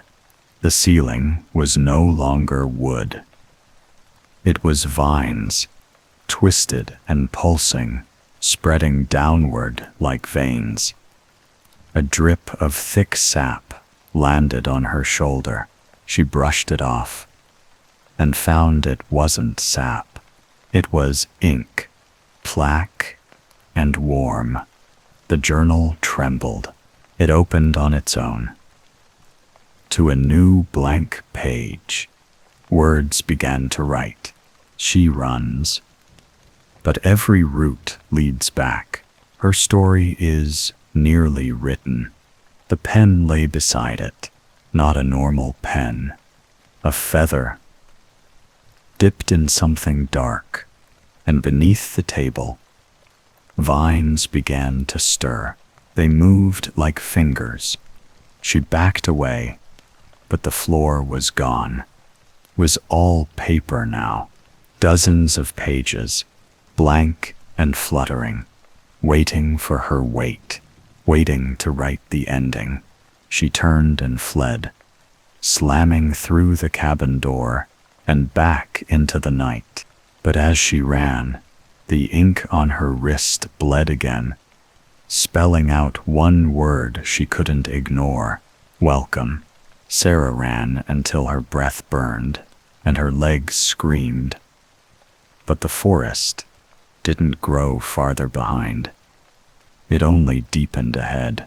The trees were tighter now, twisted like knotted limbs, and the red light between them seemed to pulse like veins beneath skin. She stopped by a crooked stump, forcing herself to breathe, listening for the chase she couldn't name.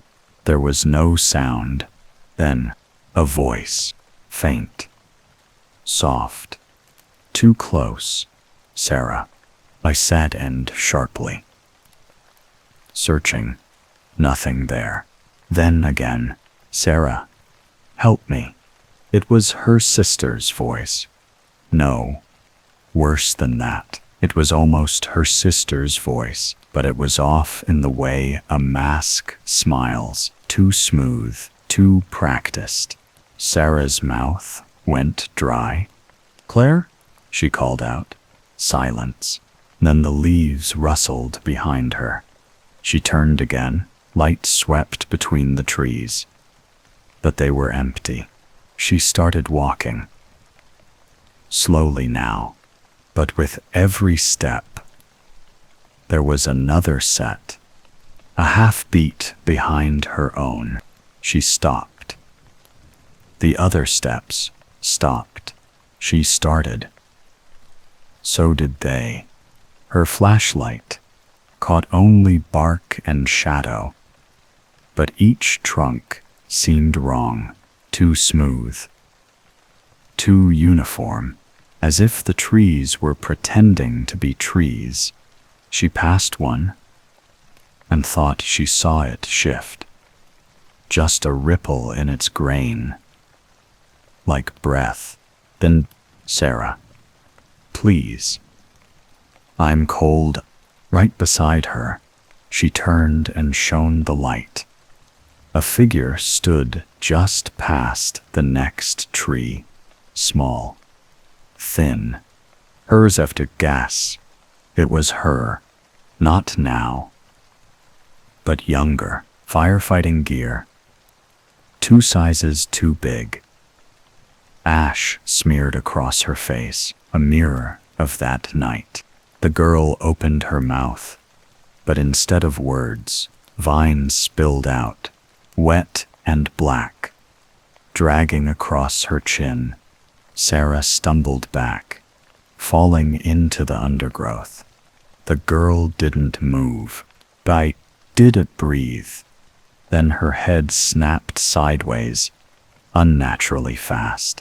The whisper came again.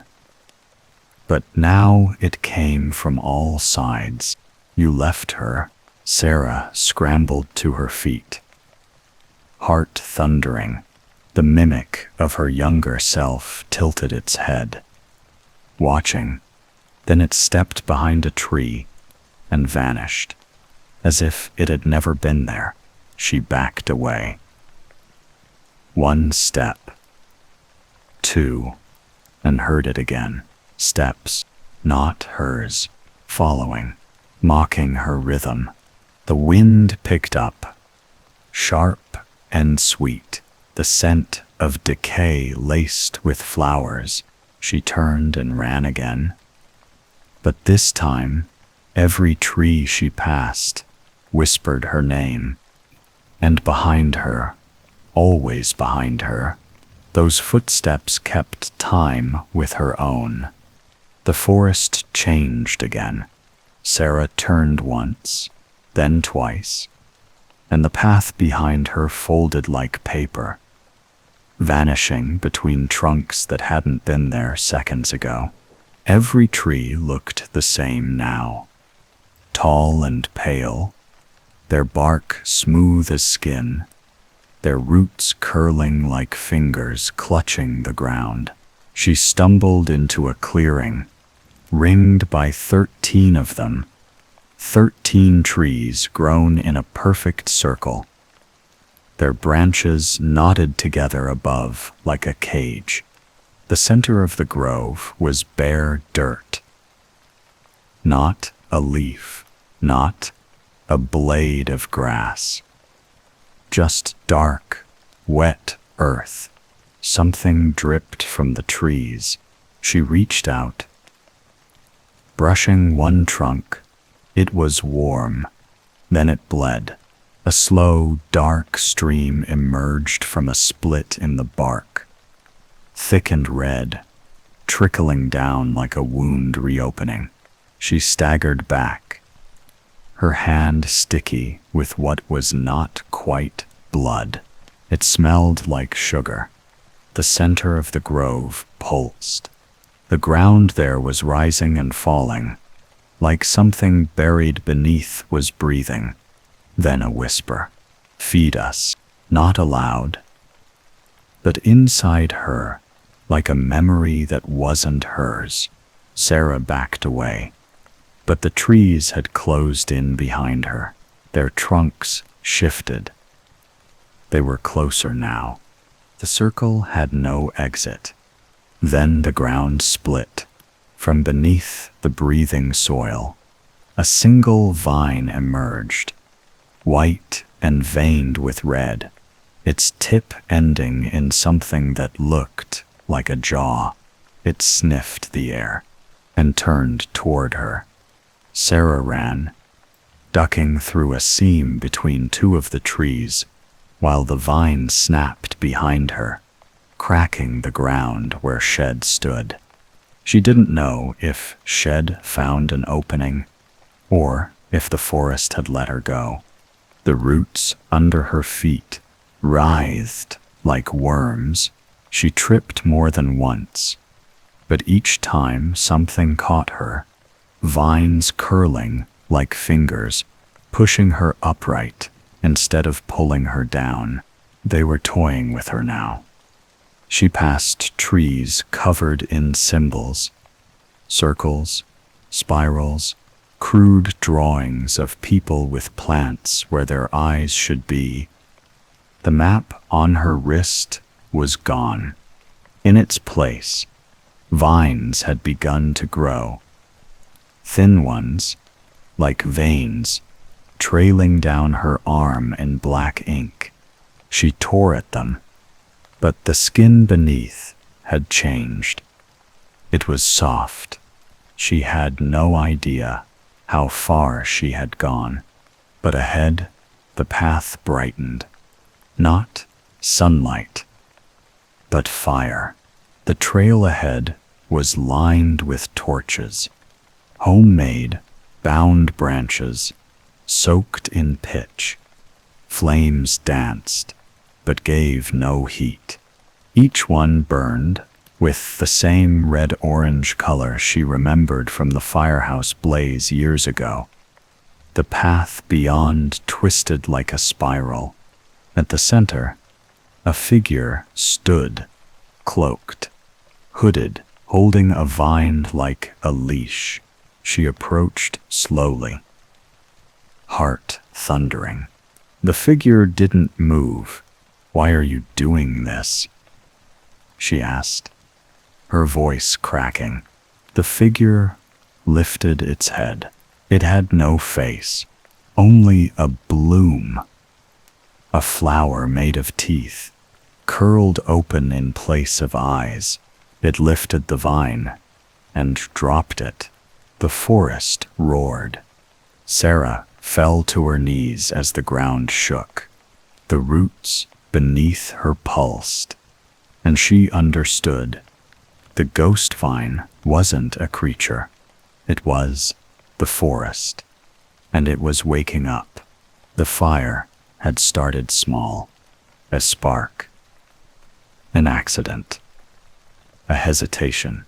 She had turned back once, only once, and someone hadn't made it out. Now the forest showed her, in flame. Images flickered across the trees like film. Her helmet, her sister's arm, the broken stairwell. The choice. She screamed, and the forest swallowed it. The vines around her wrist bloomed. A massive trunk rose ahead, so wide she couldn't see around it. A hollow gaped at its base. She stepped inside. The inside was not wood. It was flesh. The walls pulsed. Veins glowed faintly. The floor beneath her feet was soft, like tongue, and in the center, her sister's body, still in fire gear. Perfect, preserved, like Sarah, dropped to her knees. The eyes opened. "Help me," the body said, but its mouth didn't move. The vines inside it did. She knew this was a test, or a trap. She reached forward, and the illusion flickered. Her sister's face twisted. The suit began to rot, but the eyes stayed open. Sarah screamed and tore the vines free. The tree howled. She fled. The forest chased her. Above, the sky split. The blood moon was rising. The trees bent toward it. Their leaves turned inside out. Flowers bloomed from the dirt. Each petal had a human eye. They watched her run. The wind sang in her sister's voice, over and over. "You don't get to leave." she found the heart, a hill made of roots and skulls. At the top, a pulsing core. It glowed with red light, leaking ink and blood. She approached. The vines retreated, as if they feared her. She remembered the lighter. She still had it. She flicked it open. The flame was weak, but real. She touched it to the core. The heart screamed and burned. The forest howled. Trees tore at each other. Vines caught fire. The path opened. A straight line. She ran. Behind her, the ghost vine thrashed. It bled smoke and petals. The forest tried one more thing. Know what? A clearing. A cabin. Her sister on the porch. Don't leave me again. Sarah stopped, then stepped back. The illusion cracked. The cabin rotted away. She reached the edge. A lake, still, red, reflecting the moon. She ran into it. It was warm. The vines followed. The lake was deeper than it should have been. She swam, dragging herself through weeds that clawed at her. Something pulled at her ankle. She kicked. A vine burst from the water. Screaming, she reached the other side. The hill rose before her. Dirt stone. Cold. The forest couldn't follow. She climbed. The vines stopped at the base. The sun almost touched the horizon. 2 ills. Almost. She reached the top. The trees ended. The air was clean. She turned. The forest waited. And just main saktas am.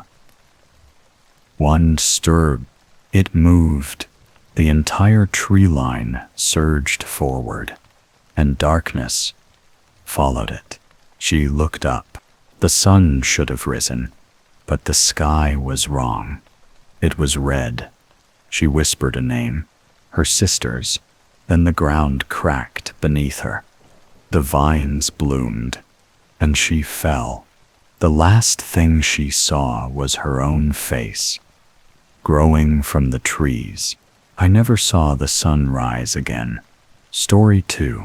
The sky cracked open with a sound like the tearing of old parchment soaked in blood. And from that wound in the heavens spilled not light, but darkness, shadows that didn't fall but danced sinuous and alive, threading between the ancient trees like smoke. Searching for something long lost.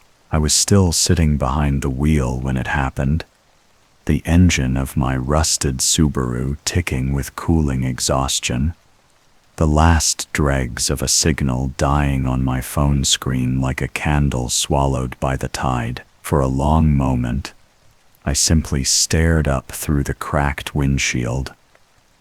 Breath caught somewhere between my lungs and throat. My fingers clenched around the steering wheel as if expecting it to save me from whatever I'd just seen or felt or imagined.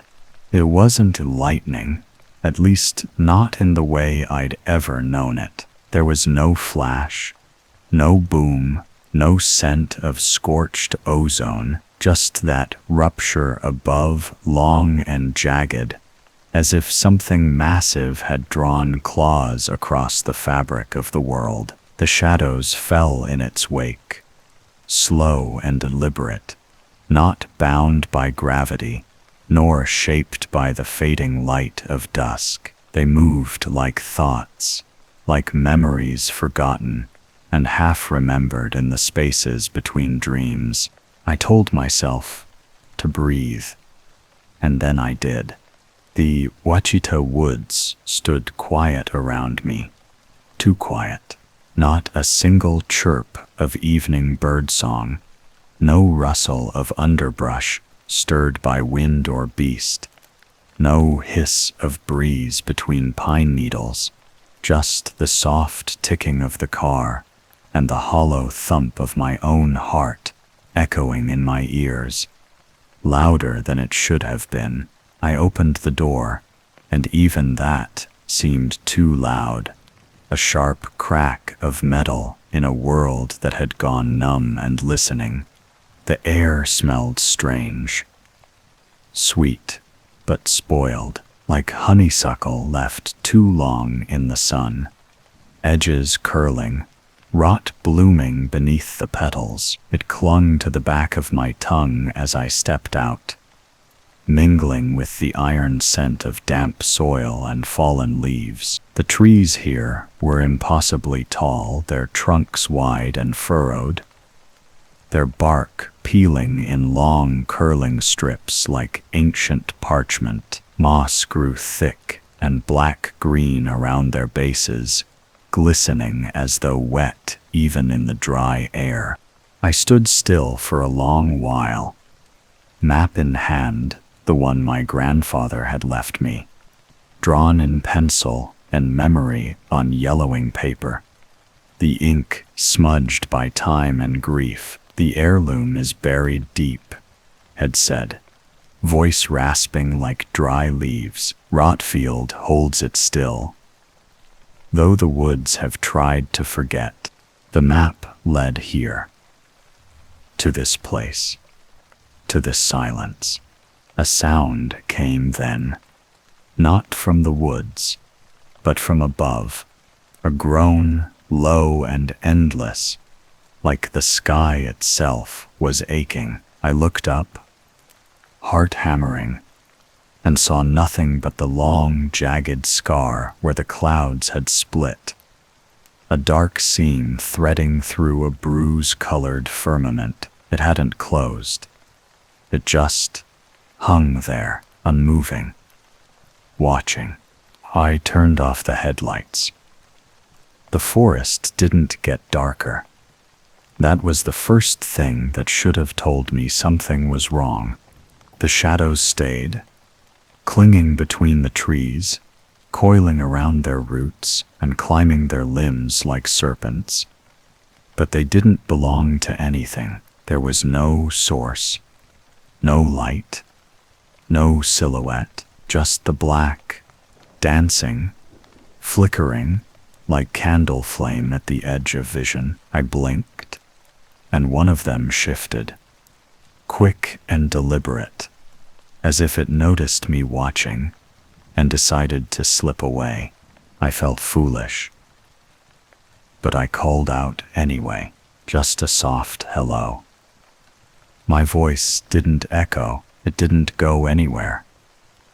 It just died, swallowed by bark and shadow. I should have left, gotten back in the car, driven away.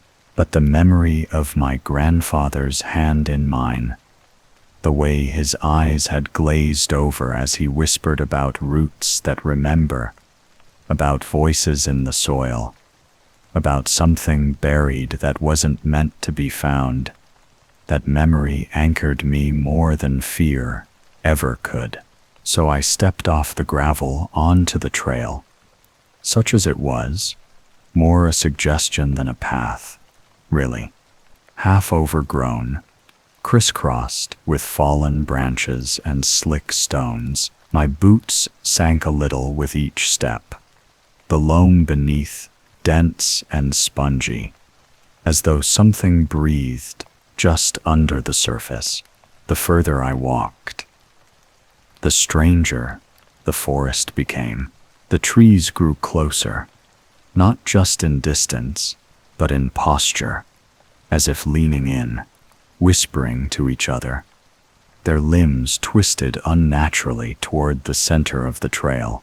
The light, what little remained, filtered down in mottled ribbons, too pale and too blue, like moonlight drowning in a frozen lake. Then I saw it, a deer, standing between two trees not 20 feet ahead. Still, silent, watching. Its eyes glowed, not the green flash of reflected light, but something internal, like coals banked beneath skin, a shimmering, liquid white blue that pulsed faintly with each slow breath. It didn't flinch when I stepped closer. It didn't move when I whispered, "Hey," under my breath. It just watched. I took another step. The underbrush cracked beneath my boot, and in that instant, the deer turned its head, not naturally, not like any living thing should, but with a sudden sharp twist that made my stomach lurch. Its body stayed still, only the neck rotated. Too far, too fast. Then it was gone. Not in a leap or a run.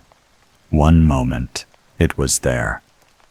The next, it was I turned around, and the trail behind me was gone. Not hidden, not obscured. Gone. The trees had shifted. Where once there'd been a crooked path, now there was nothing but trunks and vines and shadow. I could still see the impression of where I'd stepped, but even that began to blur, as if the forest were smoothing over my presence, digesting my footprints. I gripped the map tighter, fingers damp, and that was when I heard it, faint, far, almost a sigh. "Matthew." I froze. The voice was familiar. Too familiar. It sounded like my grandfather, but wrong. It came again, drawn out, distorted, like a cassette tape, chewed and played back underwater. Meth. Salwa. The shadows danced faster. I ran. Zergentians clawed at my jacket. Roots snagged my ankles. The forest grew tighter around me, as though it were closing a fist. Every direction looked the same. Twisted trees, hanging moss, no sky, no trail, no end. Something moved just out of sight, low and fast, slithering beneath the ferns, pressing through leaves without sound. I stopped, breath hitching, heart thudding so loud I thought it might shatter my ribs. I pressed my back to a tree, its bark damp and warm against my coat, and tried to listen, but there was only silence. Not peace, not calm, something deeper, a silence that felt like holding breath before a scream, and somewhere behind it, beneath it, inside it, a presence, watching, waiting, rooting. I looked down at the map again. A new line had appeared, scratched and faintly trembling, like ink bleeding through old fabric. It pointed deeper into the woods, toward something I could not name, and somewhere far above, the sky still hadn't closed. The silence pressed harder. The deeper I went, not just around me, but inside me, as though the forest had learned how to breathe beneath my skin. Every step forward came with the sense that I was being unwoven, thread by thread, and by the time I noticed I had crossed some invisible threshold, it was already too late to turn back. The map pulsed faintly in my hand. Yes, pulsed, not fluttered, as if it had taken on a rhythm of its own. a heartbeat that matched the muffled thump in my chest. I could no longer tell whether I was guiding it or it was guiding me. The path, if it could still be called that, narrowed between massive roots that rose like petrified waves frozen mid-surge. They twisted together overhead, forming archways heavy with moss and strands of hanging lichen that brushed my shoulders like fingers. Each brush left a damp, tingling residue on my skin, as though I had walked through the breath of something unseen. The air changed here. Colder, yes, but also sharp, metallic, like the scent of old pennies and blood scraped from stone. I tasted it more than smelled it. The way one senses the nearness of lightning. Beneath that was the fetid sweetness that hadn't left since I arrived, but it had thickened now, curdled, like fruit, too ripe, in a sealed box. I didn't know how long I'd been walking when I came upon the tree. It stood alone at the heart of a small clearing, its trunk blackened and hollowed, as though struck by lightning, though the bark bore no char, no signs of flame. The hollow gaped wide, tall enough to crawl into, and the inside pulsed with an ambient green glow, like fireflies caught behind oiled glass. Something about it made my teeth ache. The edges of my vision shimmered when I looked too long. There were carvings along its base, spirals, eyes, mouths with too many teeth, and all of them wept sap the color of ink. And still, the voice, Matthew, it drifted from behind the tree, but I could see clearly there was nothing there. The name was spoken like a breath, as though exhaled by the trees themselves, warping as it passed through the hanging moss. Each syllable stretched unnaturally long, full of reverberation that shouldn't have existed in open air. I backed away, and the moment I did, something moved in the corner of my eye. Not just a shadow, but a form, tall, thin, wrong. I turned to look. Nothing, but the trees had shifted again, or maybe the path had never been straight. It now sloped downward, subtle but definite, and the earth was softer beneath my boots, the soil darker, black, almost mud-like, even in the absence of rain. Animal tracks dotted the ground, but not the kind I knew. Too many toes, too long, dragging marks behind them like something heavy had been pulled through. Some of them were fresh. The edges still crumbled when I leaned close. I ran a gloved finger through one and flinched. It was warm. I heard breathing. Close, not mine. I spun, flashlight slicing the trees, but there was no one, just trunks, leaves, and the humming silence of the forest that now felt like a thing alive. Something watched me from behind the bark, from beneath the roots, from within the hollow spaces of the world.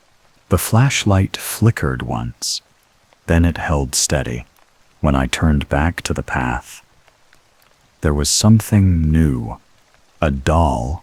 It sat at the base of a tree, half buried in dirt and moss, its head tilted back, as if staring up at the sky. Porcelain.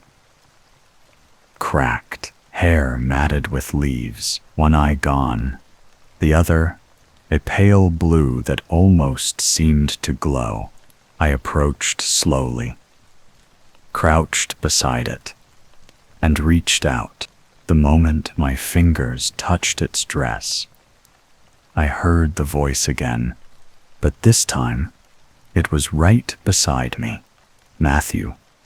I jerked back, falling hard onto the cold ground, breath catching in my throat. My flashlight fell, beam dancing across the woods, catching something that stood just beyond the tree line. A shape, human-sized, covered in vines, not moving, not breathing, just there. Staring, I scrambled for the light, raised it again. Gone. The doll still stared upward, mouth slightly open, as though caught mid-scream. I didn't touch it again. The downward slope grew steeper the further I walked, and the trees became wrong, not just gnarled or twisted, but fused together at the base, sharing bark and limbs like conjoined things. Some had hollow holes shaped like mouths, black and yawning. Others bled from the branches, thick sap trailing in webbed strings that shimmered in the light. And all the while, the animals watched. A fox with no fur, just raw skin and glowing eyes. A crow with too many wings folded tightly against its body. A buck, its antlers grown in spirals, tipped with thorns, standing in absolute silence as I passed. None of them made a sound. None moved, just stared. My name followed me, always spoken in that same stretched, distorted cadence. Matthew, sometimes far, sometimes near, always wrong. I began to understand what my grandfather meant when he said Rotfield wasn't always called that. There was history buried in these woods, roots beneath roots, secrets that writhed when you got too close. The heirloom wasn't just lost. It had been taken or hidden, not to be found, but to be forgotten. And I was being drawn to it. Inch by inch, step by step, pulled by threads I couldn't see. Eventually, the path ended at a narrow ravine, no wider than a truck, but deep, too deep to see the bottom. Trees leaned over the edge, like mourners. A fallen log spanned the gap, moss covered and slick. The map pulsed again in my hand. Across. I hesitated, but the voice returned, closer than ever. Cumless. It no longer used my name. That terrified me, more than anything. I stepped onto the log, and the shadows began to move. Crossing the log was like walking over the back of something asleep. Something that could wake at any moment if I placed my weight wrong or let my breath shake too loudly. The moss was slick underfoot, saturated with cold damp, and the bark beneath had rotted through in places, leaving hollow patches that groaned softly when I stepped. Every movement sent echoes drifting into the pit below, echoes that did not return. It was not the fall that scared me. It was what might rise from that darkness to catch me mid-plunge. Halfway across, I paused, not for balance, but because the air had changed again. More pungent, more alive. It clung to my face like steam, though there was no warmth in it. A sharp scent stung my nostrils, a mix of crushed fern and rusted iron, as if something had recently been wounded here. Then came the whisper. "You're close." It wasn't my grandfather's voice. This time, this one was thinner, more intimate, like the breath of a thing without lungs, curling beneath my ear and threading along my jaw.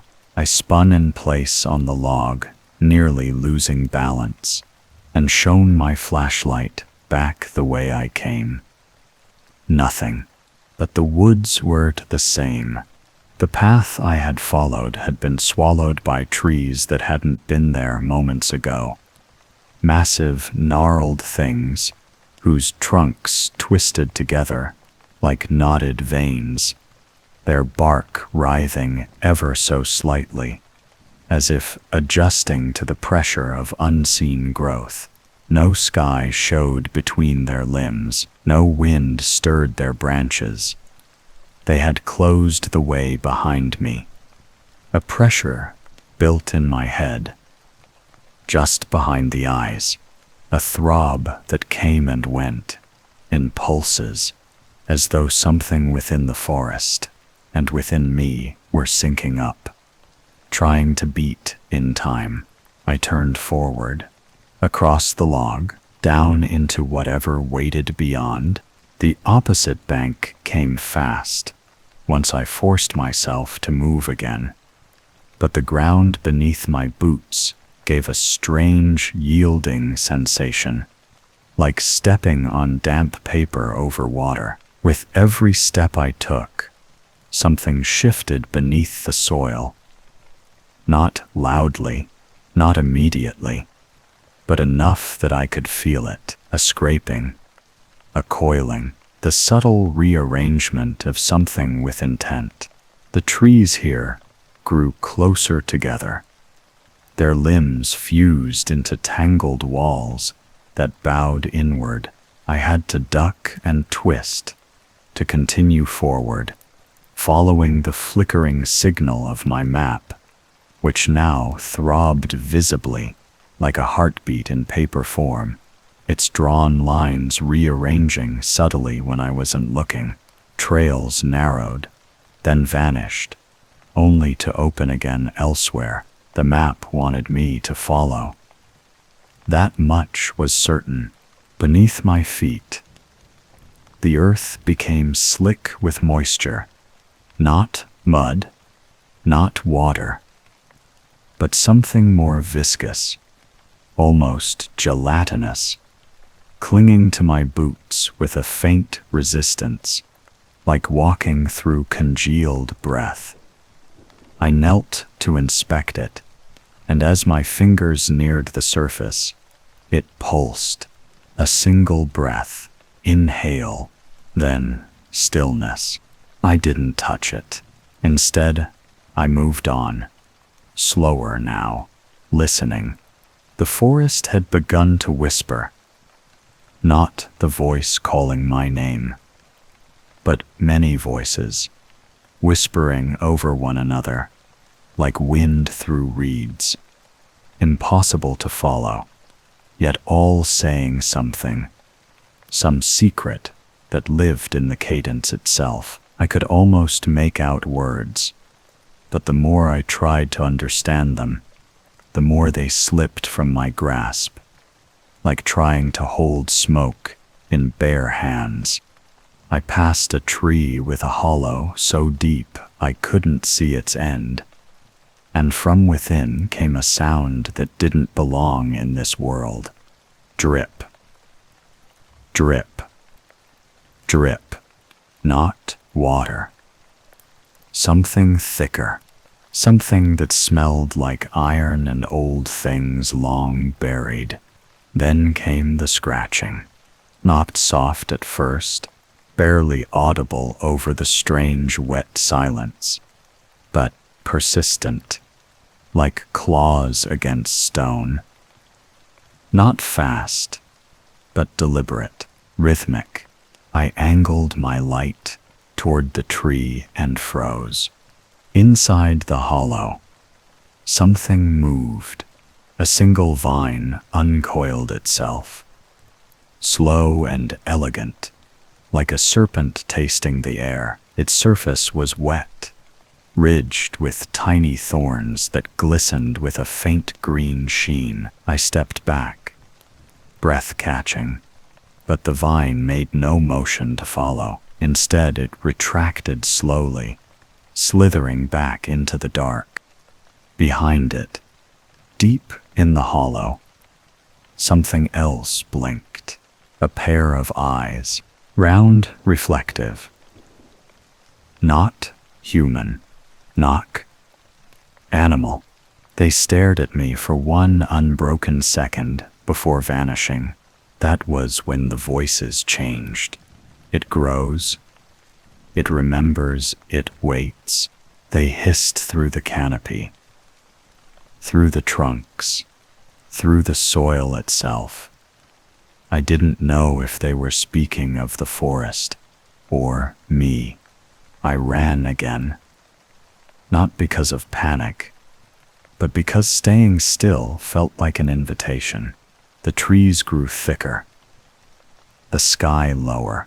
My coat caught on thorny vines that hadn't been there seconds before. They clung with an unnatural strength, and when I tore free, the sound was not of fabric ripping, but something wetter. The cut on my arm wasn't deep, but the blood it drew shimmered faintly in the dark, like the eyes of the deer, the fox, the thing behind the tree. I wrapped it hastily with gauze, breath rasping, heart pounding against the inside of my ribs like it wanted out. And then, as I pushed through a curtain of hanging moss, I found the clearing. It was not empty. Dozens of totems stood scattered throughout the space.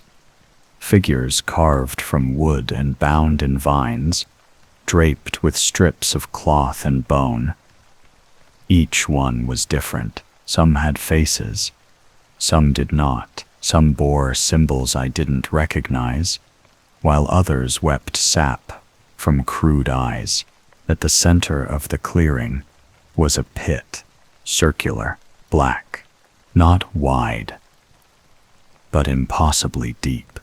As I approached, the whisper returned, but this time it wasn't a name.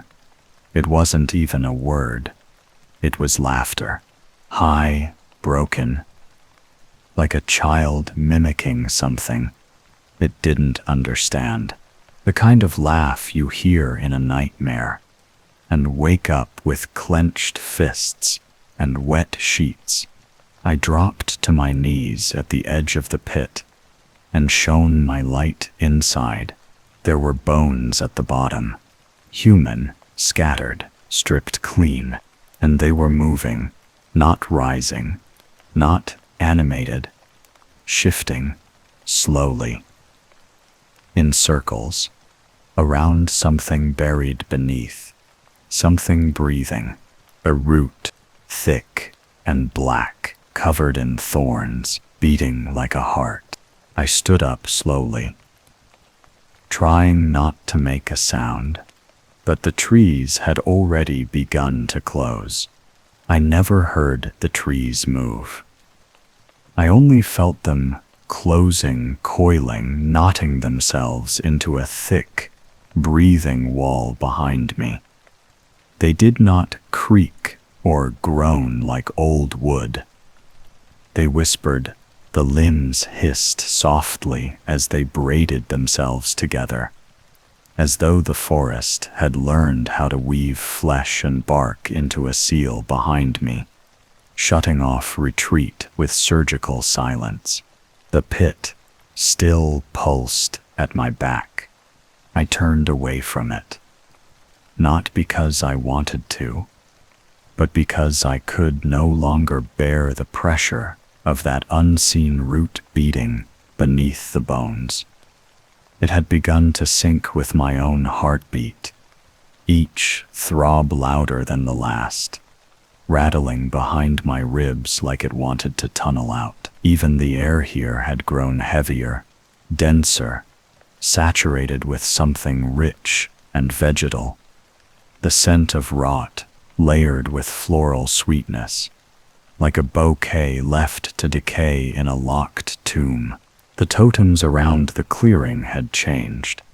They were watching me now, their carved heads tilted subtly, impossibly, none of them the same way twice. I couldn't say when it had happened. Perhaps they had always been that way. Perhaps I was only now seeing them clearly. One of them, shorter than the rest, its surface etched with a spiral pattern that twisted into a screaming mouth, began to hum, not from a speaker, not from within. The wood itself vibrated, sending a low, tremulous note into the air that passed through my bones rather than my ears. Then another joined in, and another. Soon the clearing echoed with a single sustained tone. Not music, not language, just sound, pure and unyielding. A call. The voice returned, not a whisper this time, but a croak, rough and intimate, as if it had passed through roots and earth and time, just to reach me. You bleed like he did. My mouth went dry. I didn't speak. I couldn't. The sound of that sentence didn't belong in air.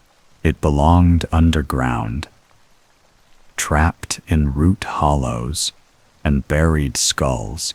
Stillness claimed the clearing. Even the hum withdrew, like breath held tight. Then the totem moved. It didn't walk, didn't animate in any natural way. It shifted, jerked a full inch toward me in a stuttering motion that snapped the silence in half. Wood groaned as its limbs flexed, twisting at angles that bark should never allow. Its carved face split down the center, like a seed pod cracking open, revealing something slick and red within, pulsing with faint bioluminescence, like sap infused with fire. I stumbled backward, boots dragging twin ruts in the spongy soil. But the totem didn't follow, it only watched, its face reknitted slowly, grain folding in on itself like time reversing. The forest behind me parted, not with grace, not with invitation, but with pressure. The trees bent inward, opening a narrow path that hadn't been there before, revealing a corridor of crooked trunks and moss-strewn ground that sloped deeper into the earth. The very soil around it rose like lips drawn back from a wound. The map in my pack vibrated once, sharp enough to sting through the canvas, and then fell still. It wanted me to go forward, so did everything else. I did. I ducked into the new path, head low, arms drawn in tight. As the canopy pressed close enough to touch, bark scraped across my shoulders. Ferns brushed my cheeks. The light behind me died, swallowed by the momentary shift of tree limbs returning to place. Forward was the only way. The deeper I went, the more unnatural the forest became. No birdsong, no insects, no wind, just the slow, rhythmic creak of something vast shifting beneath the surface, like tectonic plates made not of stone but root and vine and bone. The ground gave with each step, and I began to see things in it, shapes, buried partially, too smooth and pale to be rock. I looked closer. Teeth, dozens, Hundreds, half-buried jaws protruding from the ground like fossils rising mid-scream. Most were animal, some were not. I quickened my pace, forcing my eyes forward. The corridor widened at last into a glade choked with tall ferns and arching limbs, where a single structure stood, dilapidated, forgotten. Sunken into the ground on one side, it was a cabin, or had once been. The roof caved in, vines choking every surface. The windows shattered and dark. I didn't recognize it, but some part of me did. I approached slowly, my fingers brushing the splintered porch post. As I stepped up, the wood sighed beneath my weight. Something clinked inside, faint and metallic, like a chain swinging slowly in the dark. I pushed the door. It didn't open. It fell. The rotted wood collapsed inward with a soft thud, revealing a single room choked in shadow, where vines crawled along the ceiling like veins, and something old and mold black hung from the rafters in long strands. The floor was coated in a fine green powder. Pollen, maybe, or spores. My boot left prints with every step. There was a table at the center, and on it, my breath hitched. It was a photograph, black and white, water-stained, curled at the edges. A man stood in front of the same cabin, much younger than the last time I saw him. My grandfather. He was not alone. Two others stood beside him, both with their faces obscured, one by motion blur, the other by a smear of shadow that felt too deliberate, too wrong. Behind them, nestled beneath the cabin's sagging eave, a shape crouched low to the ground, half hidden by brush. It looked like a man made of roots. Beside the photo was a glass jar filled with teeth, and behind me, the voice again. He brought it here, planted it. I turned, slow as sleep. The doorway was empty, but something moved just beyond the porch. Slow, wet, vine against wood, a slithering sound that rattled my ribs. The cabin creaked, and the floor sagged beneath my feet, as though it too had grown tired of holding secrets. Then the whisper, closer now, just behind the wall. And now it feeds. I didn't leave the cabin. I escaped it. The moment I stepped back onto the porch, the air changed again, thickened, trembled, as though I'd stepped through some invisible film stretched taut across the threshold. Behind me, the walls creaked louder than before, but not with settling wood. It was the groan of something heavy rising through decay. The vines on the rafters had begun to twitch. Some swayed without wind, others drooped, trembling, like withered fingers reaching just shy of contact. I couldn't look back. I ran. The path hadn't changed, yet it felt longer, stretched somehow, its angles wrong in ways I couldn't name. The trees leaned in with conspiratorial intent. Their bark gleamed slick, and deep within the knots and cracks I caught glimpses of shapes. Eyes that blinked too slowly, mouths that never opened but exhaled hot breath against my passing skin. My lungs burned. Every step felt like it dragged more than my weight, as if something in the soil had caught me by the ankles. and only let go after tasting flesh. I don't remember how long I ran. The path was not measured in distance, but in dread. I only stopped when I reached water, a shallow creek, black and glassy, ran through a clearing, choked with ferns. It hadn't been there before. It shouldn't have been there at all. No part of my route included crossing water, but there it was, slow and still, unbroken even by the windless air. When I crouched beside it, the reflection that stared back was not mine. It wore my face, but wrong. The eyes were too large, the skin too tight, and the mouth smiled. My mouth did not. I stood up so fast, I nearly fell backward. The reflection stayed for a second longer, unmoving, grinning.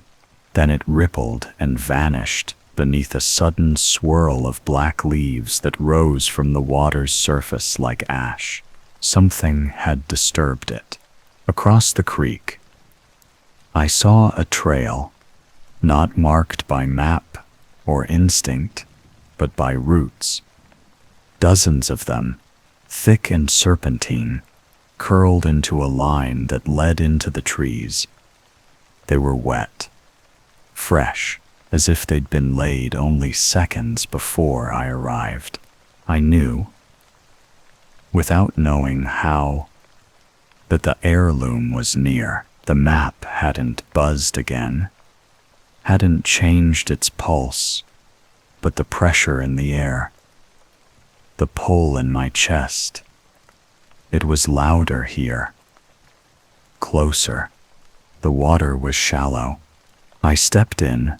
The cold hit like electricity. Not painful, intimate, a sudden awareness of everything submerged, the bones in my feet, the nails, the blood. All of it felt touched, counted, catalogued. Halfway through, I looked down.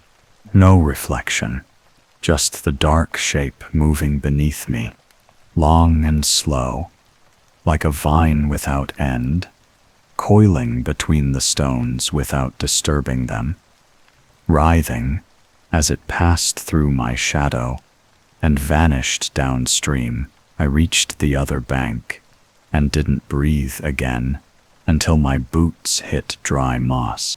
The path of roots wound through trees that pulsed with color, subtle shades that shifted when I blinked, bruised violets, sickly yellows, deep greens like wet mold. Every surface was damp, every sound muffled. Even the birds had forgotten how to scream here.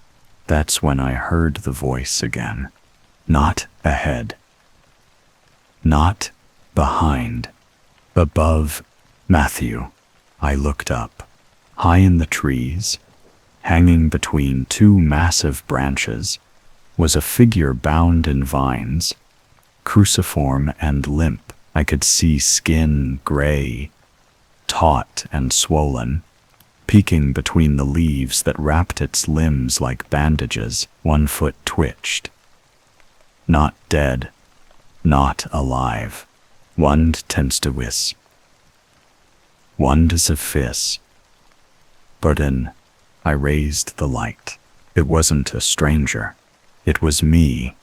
My face, slack-jawed and wide-eyed, stared back at me through a veil of moss. Blood dripped slowly from the corners of its mouth, running in steady streams along the vine-choked arms.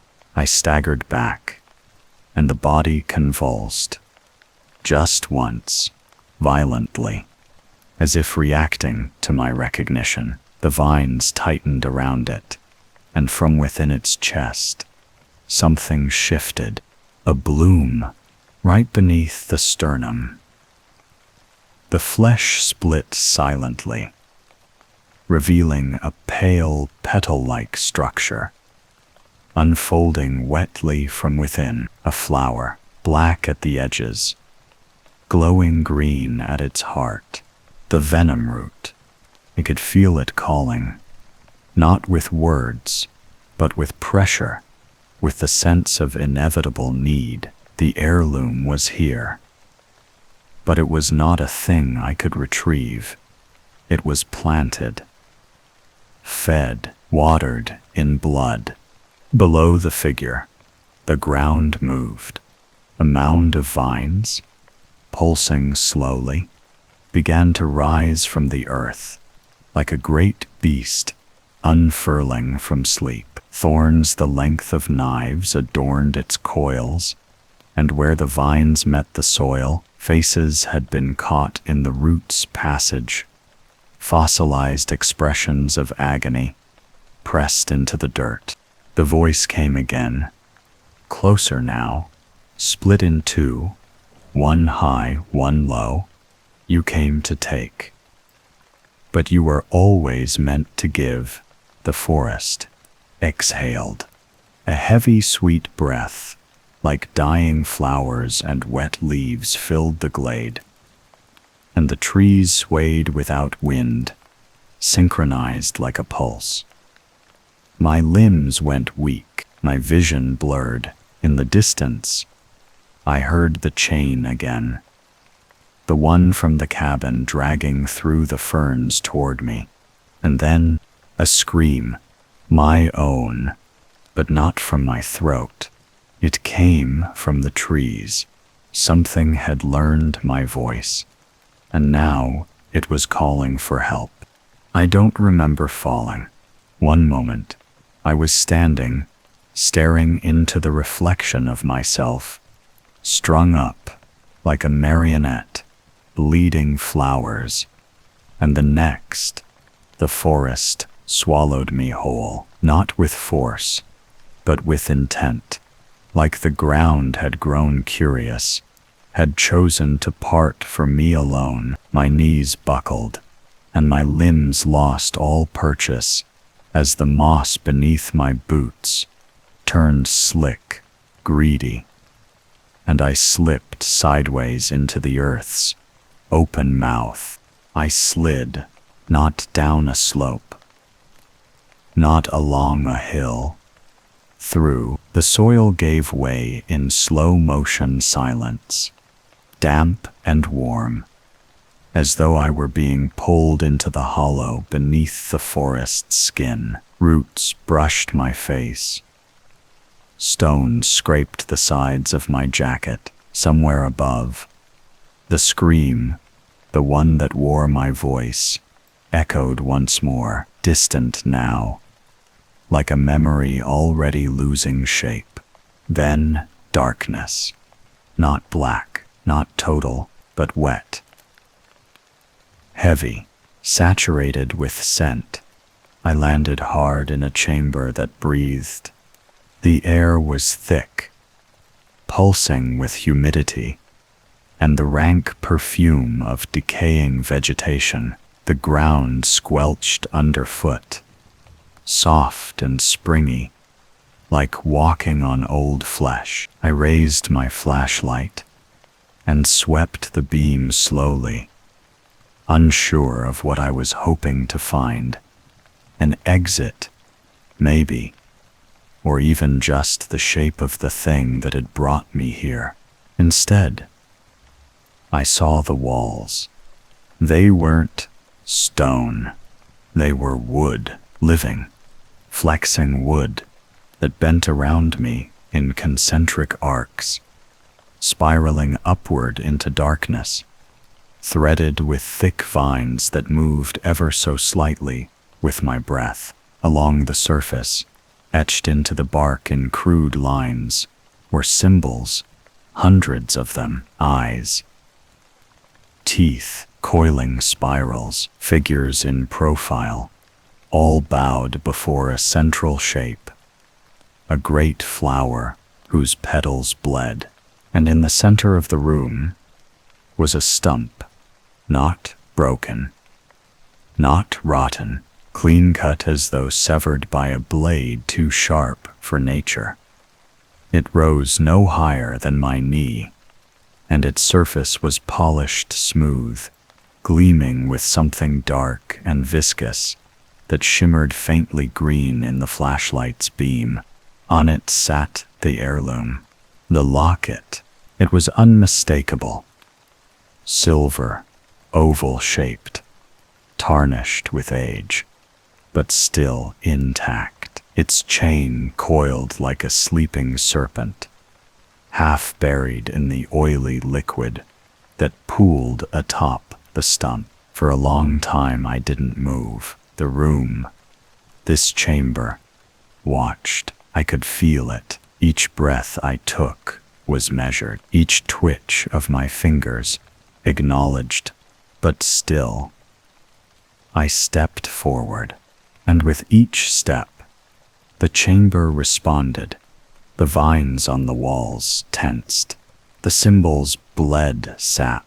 Somewhere above, the ceiling cracked slightly, releasing a long, low moan that could have been wood shifting or something exhaling. The moment my hand reached out, the air itself tightened. I touched the locket. It was warm, and the moment my skin made contact, the voice came again, closer now, less distorted, no longer echoing through the trees, but directly behind my ear, where breath should not be. You opened the wound, and I spun around. No one, but the stump was no longer smooth. It pulsed. The fluid atop it vibrated, rippling outward in steady beats that matched a heartbeat. Mine roots slithered slowly up the sides of the stump, reaching toward my wrist. I yanked the locket free, and the moment I did, the chamber screamed. It wasn't a sound. It was a feeling. A shriek that bypassed the ears and rang in the bones. A surge of raw terror that surged through the walls, shaking every root, every symbol, every inch of living wood, until I could barely keep my footing. The chamber began to rise. The roots beneath my feet twisted and coiled, lifting the floor as if the entire space were ascending through the forest's bowels. Born again into a world above, I clutched the locket to my chest and braced myself, unsure if I was being offered escape or dragged deeper into the godless throat of the woods. When the motion stopped, I stood in a different place entirely. A grove, massive, ringed with trees older than time, their trunks gnarled and fused with bone. Deer skulls, bare ribs, human hands. Each tree pulsed faintly with inner light, as though something inside them still lived. Above me, the sky was gone, replaced with a ceiling of leaves too dense to part. Around me, silence pressed like a vice. At the center of the grove, a pit, shallow, perfectly round, its edge lined with totems like the ones I had seen before. More refined now, more detailed. Each one bore a face. Each one watched. I moved the edge and looked in, and saw myself, not the body strung in the trees, not the twisted reflection in the water. Me, standing in the pit, mouth open, eyes wide, covered in green sap, reaching upward with hands that did not tremble, and worse still, smiling. The voice came again. My voice. This is where it grows. This is where you water it. I staggered back. The locket burned in my hand. From the pit, vines began to rise, slowly, reverently, as if waking from a long sleep. They did not reach for me. They offered themselves. The locket's chain unfurled. The clasp clicked open, and inside, a seed, small, black, veined with faint gold lines. It pulsed in rhythm with the vines. I shouldn't have touched it. I knew that, but my fingers moved anyway. The pressure in the air had shifted. Less like a threat, more like a plea. The forest wanted this, needed it, and so did I. The moment I lifted the seed, the sky above cracked. A rift, a soundless split in the canopy that spilled no light, only shadow. The trees shuddered. The totems moaned. The grove bent inward, every living thing drawing closer. And the voice, my voice, but changed, deeper, rooted, spoke only 2 words: feed it. I did not feed it. Not yet, but I wanted. That was the most terrifying thing. That in the hush of the hunger grove, surrounded by trees that remembered screams, with the seed pulsing in the open mouth of my blood-warmed locket, the idea of planting it, of surrendering to the rhythm that beat through root and bark and bone, felt good. It felt right, as though my hands had been shaped for this very act. I clenched the locket shut and backed away. The vines hesitated. Their tips hung mid-air, like questioning fingers, swaying as though scenting me, tasting my refusal. The sky above, if it could still be called a sky, groaned, the rift spreading wider, though it let in no light, only a deeper darkness, a velvet expanse that moved like slow smoke, thick with suggestion. I stumbled into the ring of watching trees. They did not move, not truly. But I felt their attention narrow. Leaves turned ever so slightly. Bark flexed with the slow breath of ancient lungs. Faces etched in wood seemed to frown. The bone ornaments hanging from the branches, rattling a slow dirge. And then the grove began to close. Roots surged from the ground in silent judgment, weaving together a lattice of thorns around the pit. The totems turned, ever so slightly, to face me, and something had changed. I had broken the rhythm, refused the offering. And from the pit, the other me did not smile now. He stared, mouth still open, arms still outstretched, but his eyes, my eyes, burned with something beyond recognition. Betrayal. I ran. The forest did not give chase, but it remembered. I could feel its memory trailing me, like a scent. I found myself back on a path I had never seen, but somehow recognized.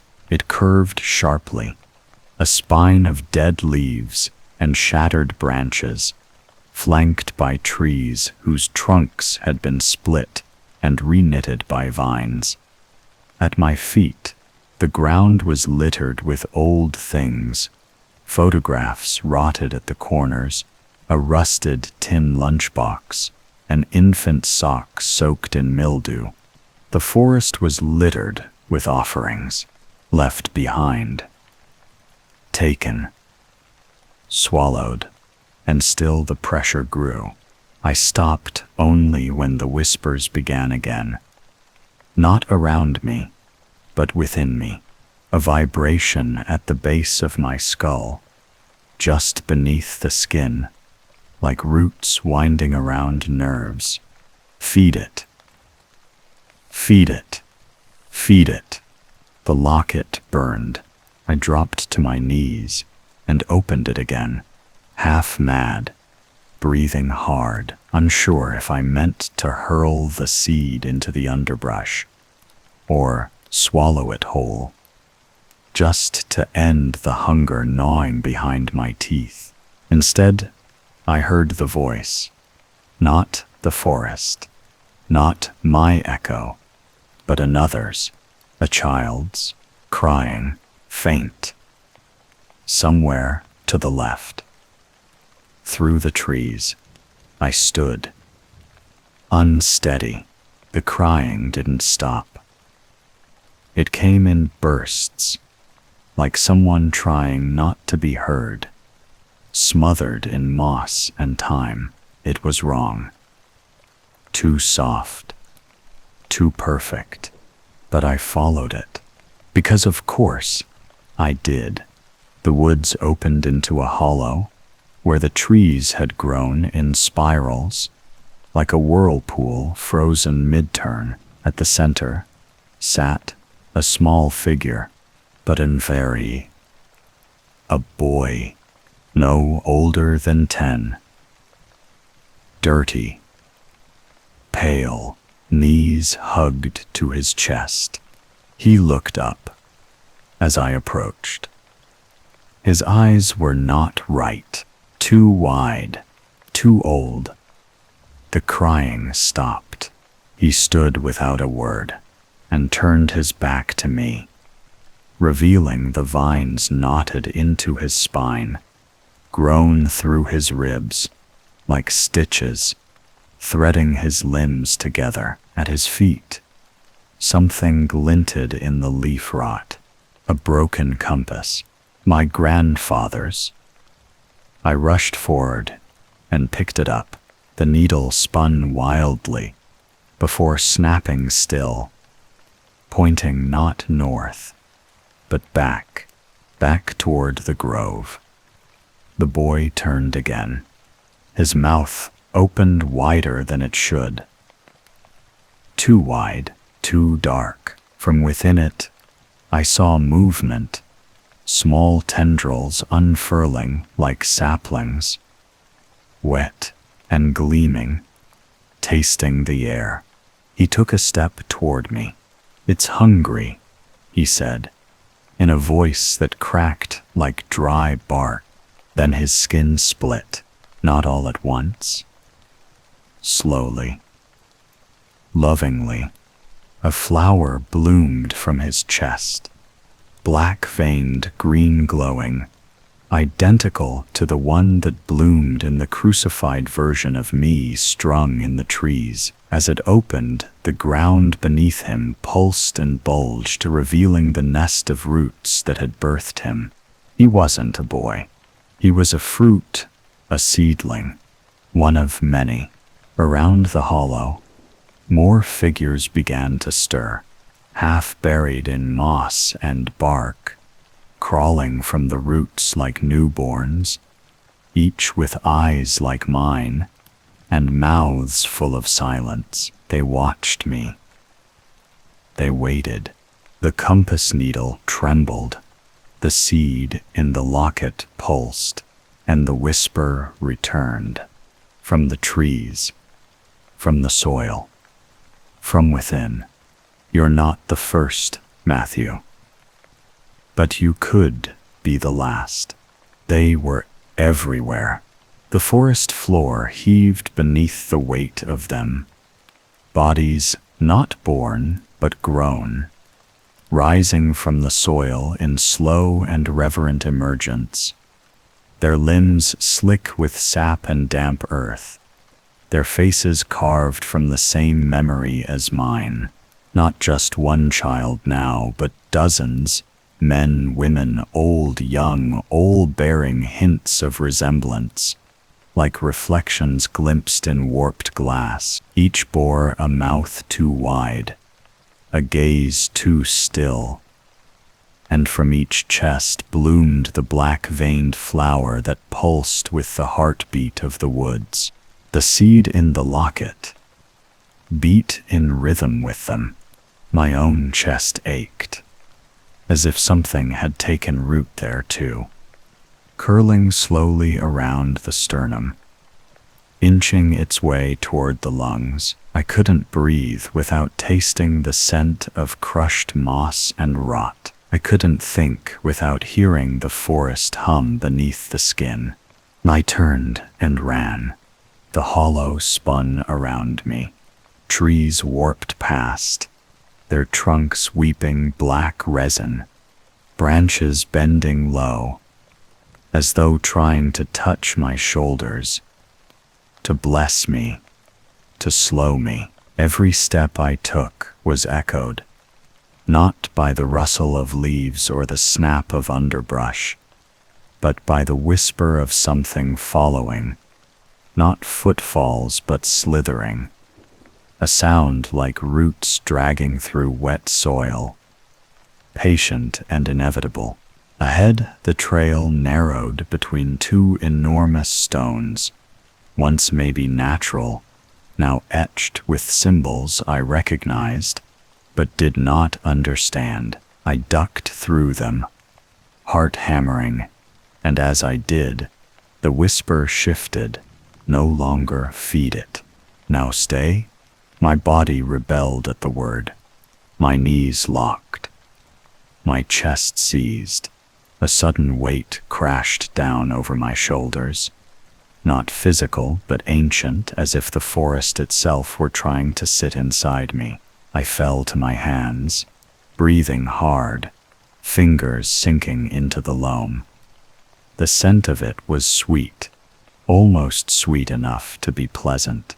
Almost. The locket swung from my neck. The seed hummed.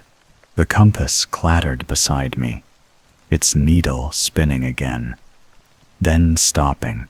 Not north, not the grove, but toward a darkness ahead, a kind of absence in the woods, a place where sound itself refused to live. The trees grew thinner there, stripped bare of leaves, their trunks pale and smooth like bone. No birds, no insects. Even the wind faltered before passing through. I stumbled forward and crossed the threshold. The silence was instant, not the silence of night or of solitude, but a deliberate, smothering stillness, as though the forest were holding its breath. This was the hollow. I didn't know how I knew the name, but it rang through me. Undeniable, a place set apart, a wound in the world that had never healed. The trees here had no bark, only a flesh-like sheen, slick and veined. Their roots did not twist through soil, but floated just above it, pulsing slowly in the air, as if tasting me. In the center of the hollow was a mound, a simple hill, perfectly round and covered in moss so black it seemed to absorb the light from my flashlight. On it stood a figure, my grandfather. He turned, but it wasn't him. Not truly. The posture was too still, the shoulders too rigid. His eyes glowed with that same unnatural brightness I'd seen in the deer that first night. The same brightness I now feared lived behind my own. He opened his mouth. No voice came. Instead, a vine slithered out. Then another. They twisted in the air, forming the suggestion of words, curling into symbols I half recognized from the walls of the underground chamber. I took a step closer. He lifted one arm. In his hand was the other heirloom. The real one. The locket I thought I'd come here to find. It was open. Inside it, not a picture, not a seed, but a tongue, shriveled, human, covered in tiny black thorns. He dropped it. The locket hit the ground without a sound.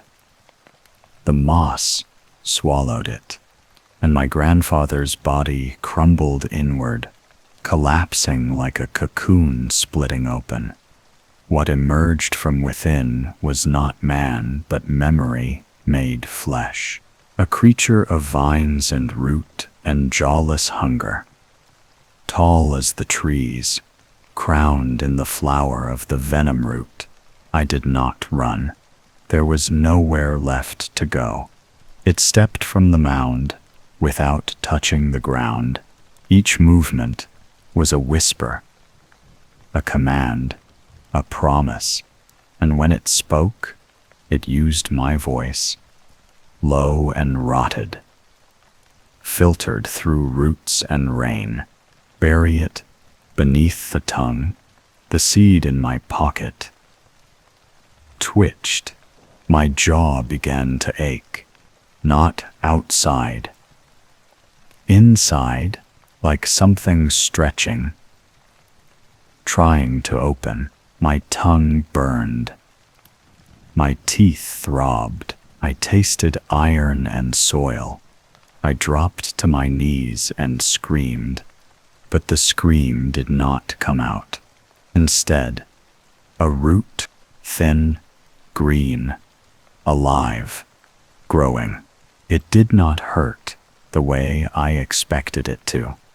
Pain would made sense, would have anchored me to flesh, to rules, to the reality I thought I'd brought with me into this forest. But this was different. The root slid across my tongue like a worm seeking soil, coiling and uncoiling with a slow, deliberate patience, as though it had always belonged there, as though my mouth had simply forgotten what it was for until now. My scream died, swallowed not by silence, but by assimilation. Something inside me sighed, not the part that still thought of itself as Matthew. That part was shrinking, folding inward like burned paper. No, this was deeper.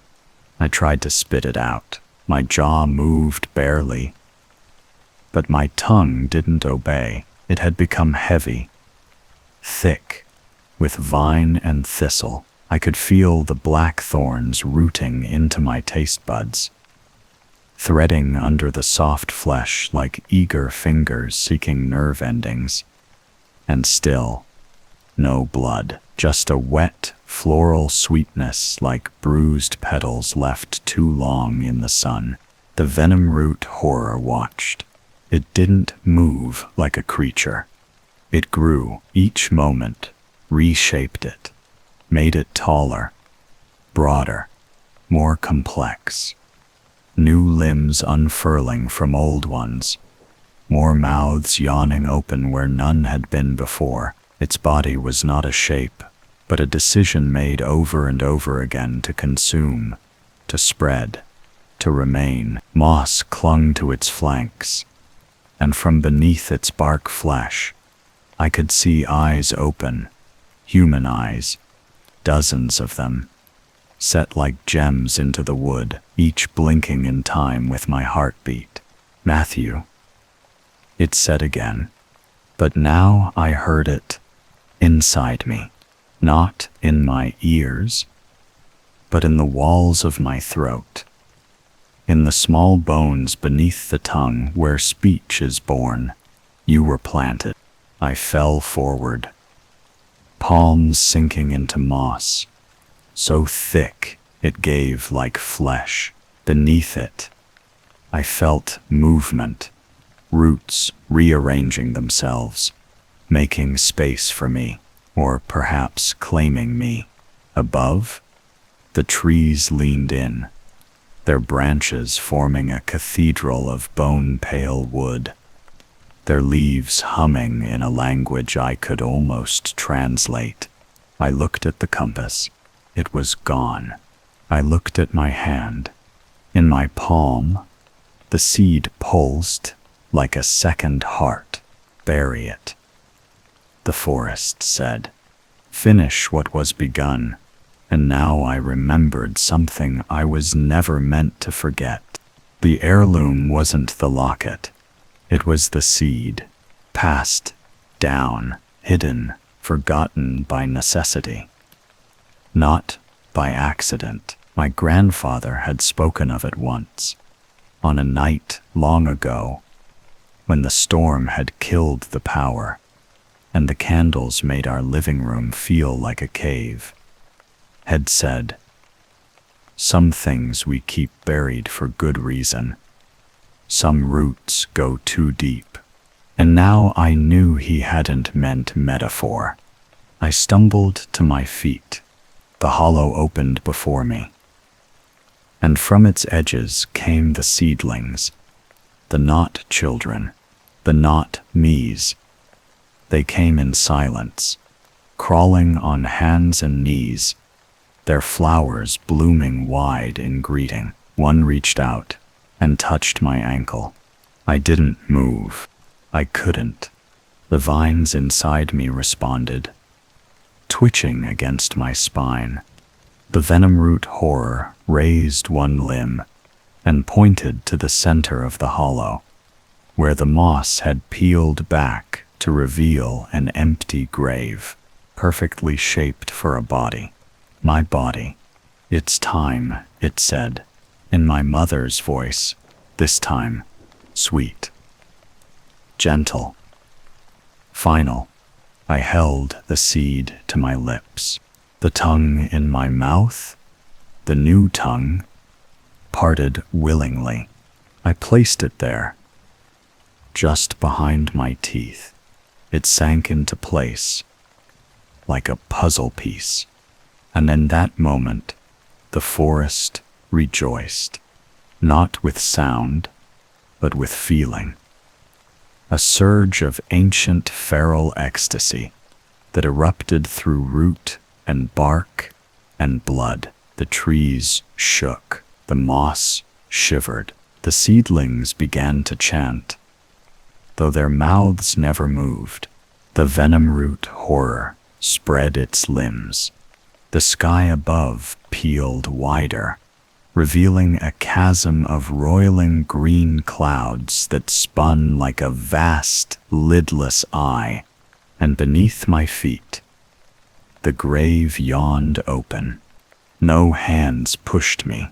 I stepped in, because the forest didn't need to force what was already returning. The soil closed over me gently. Darkness folded in like a warm blanket. No fear, no pain, only growth. Roots cradled my body, threading through my bones. My chest opened like loam, and something vast settled inside it, whispering promises of connection, of endlessness. And then I woke. But I was not above the ground. I was beneath it, eyes open in blackness, lungs full of roots. My tongue bloomed. I awoke not with a start, but with a slow unfolding awareness. My senses no longer limited to flesh and bone, but extended outward in tendrils of sensation, reaching through soil and root and damp decay. Darkness was no longer an absence but a presence. It cradled me like a mother, whispered secrets I had never heard but instinctively knew. The seed in my chest was not a foreign thing, but a heart beating in tandem with my own. pulsing with the ancient rhythm of the forest itself. Air, light, and sound were distant memories. I felt the cold dampness of earth pressing in, the suffocating embrace of moss and loam seeping through the thin membrane that had become my skin. Around me, the roots pulsed, their slow breath syncing with mine, lulling me into a trance deeper than sleep. But beneath the calm was a current of unrest, a hunger growing, a demand whispered through the veins of the forest that called me by name, echoing endlessly. Matthew. Matthew. It sighed, a voice like wind through dead leaves, soft but relentless. I tried to scream, to shout back, but my mouth was gone, replaced by a mass of intertwining roots and petals that fluttered in time with the pulse in my chest. My voice was no longer my own, yet it echoed through the forest, shaping the air with words I didn't remember learning. Bury the seed. Become the root. Feed the forest. Was both prisoner and prisoner maker, seed and soil, hunter and hunted. Somewhere far above, the sky groaned and cracked, spilling shadows deeper into the woods where the venom root horror waited, patient, eternal, and hungry. I was no longer Matthew, but I was still here, and I was listening. I was not dead. Not in the way I'd feared. Not in the way that meant absence or finality. No. This was something else entirely. This was continuity. Something older than the memory of blood. The roots had not consumed me so much as they had incorporated me, weaving their way into every part of my flesh, until I could no longer tell where I ended and the forest began. There were sounds beneath the earth, faint at first, like the settling of dust or bones cracking far away, but they grew, like insects crawling over each other, like breathing in unison from mouths that never needed lungs. The silence I had once known was gone, replaced by a kind of ambient sentience, an awareness that curled around my skull and whispered in the gaps between thoughts. I could feel the seedlings above me, not see them. Feel them. Their roots brushed mine, delivering pulses of wordless communion. They had accepted me.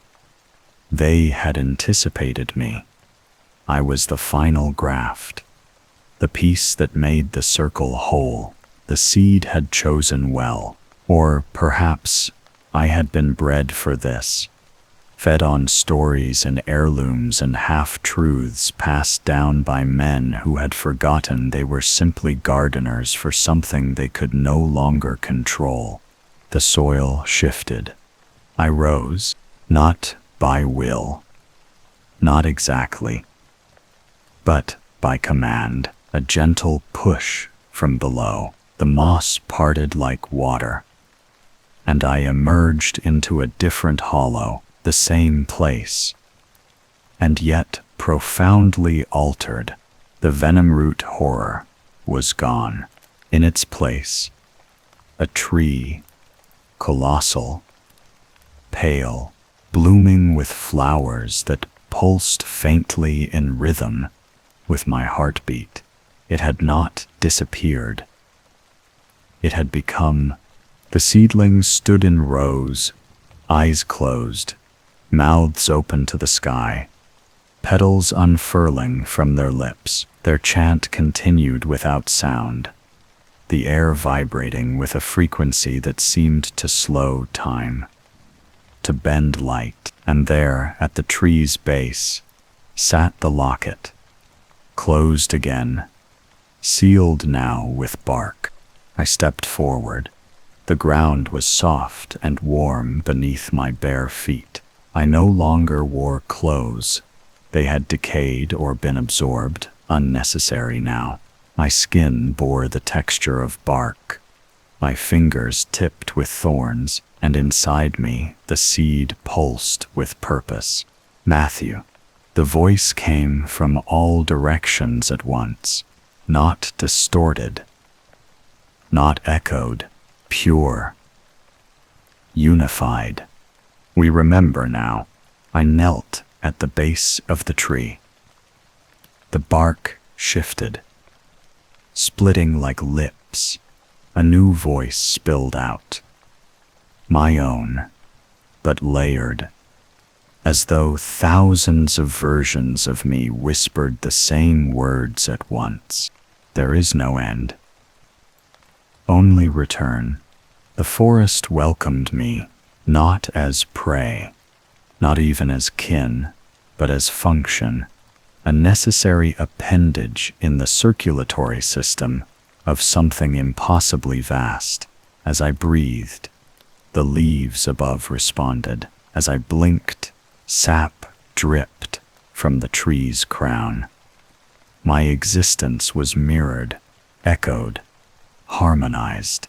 I wandered through groves, haunted not by specters, but by imprints, loops of human suffering and surrender, woven into the soil like bad memories that couldn't be forgotten. I saw faces warped in bark, fingers frozen mid-reach in the knots of ancient oaks, ribs pushing up beneath moss like fossils. They weren't dead, not exactly, just paused, reverberating.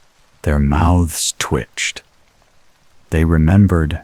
Some had names I knew. People who'd vanished near Rotfield decades ago, whose stories were whispered in dive bars and on fogged porches by men with eyes that never quite looked directly at you. Others were strangers, victims of the forest's hunger, long before it was called Owa Cheetah. I should have felt horror. I didn't. The seed inside me had dulled it, softened the sharp edge of empathy until it felt like nostalgia. But then came the dreams. I would sleep, if you could call it that, and see my grandfather sitting by the fireplace, staring into the flames with a cigarette, trembling between his fingers. Don't listen to the stillness, he'd say, never turning to face me. It's bait. And I'd wake feeling hollow, like something important had been pried loose. The seedlings changed. They began to move more quickly. Jerky at first, then fluid. Their mouths stayed open longer. Their eyes began to close when the sky turned that pale, pearlescent green. And they stopped calling me Matthew. They called me Sprout, and the forest agreed. Sprout, it whispered, through cracking bark, through dew trembling on the tips of blackened ferns. Sprout. I wanted to resist, but resistance is hard when your heartbeat is not your own. Still, something shifted when I found the shrine. It was buried under a curtain of vine and bone, tucked in a hollow beneath an elder tree, so large its shadow never moved. A circle of skulls, each split cleanly down the center, ringed a stone plinth engraved with the symbol from the locket. They had tried to bury it before, and failed. Their spirits lingered. A faint keening beneath the wind, barely audible, but one was louder. stronger. My mother, she appeared not in flesh, but in shape. Her silhouette burned into the tree's bark, whispering from the lines of its grain. "You were meant to end this," she said. "They sent you in to close the wound, not feed it. But I had already fed it. I had let the seed root, and the venom root knew." The seedlings turned on the shrine, tearing at the bark, trying to muffle her voice, to unmake her shape. I backed away, pulling at the roots inside my own arms, trying to sever the connection. The hollow screamed. Branches whipped through the air. Bark split open in wet, groaning gasps. The forest began to panic because it knew I had doubted. And I found it, the true seed, buried under the shrine, wrapped in flesh silk, warm as a living heart, the one meant to end it all, the one my mother had hidden, and her father before her. I held it to my chest. It throbbed, hungry to kill it. I had to give it a root, not the one in me, the one that was me. I knelt again, this time by choice, and dug a shallow grave with my hands, the heirloom locket in one, the seed in the other. I buried them both, and the forest began to scream, not in rage, in fear. The sky above darkened, clouds swirling into a spiral that tightened around the hollow like a noose. The seedlings convulsed, collapsing into piles of rot and petal. The great tree cracked down the center, light spilling from its wound. And then silence, not peace, not release. A silence that waited, a silence that watched, a silence that promised in its perfect stillness that nothing is ever truly buried, only planted.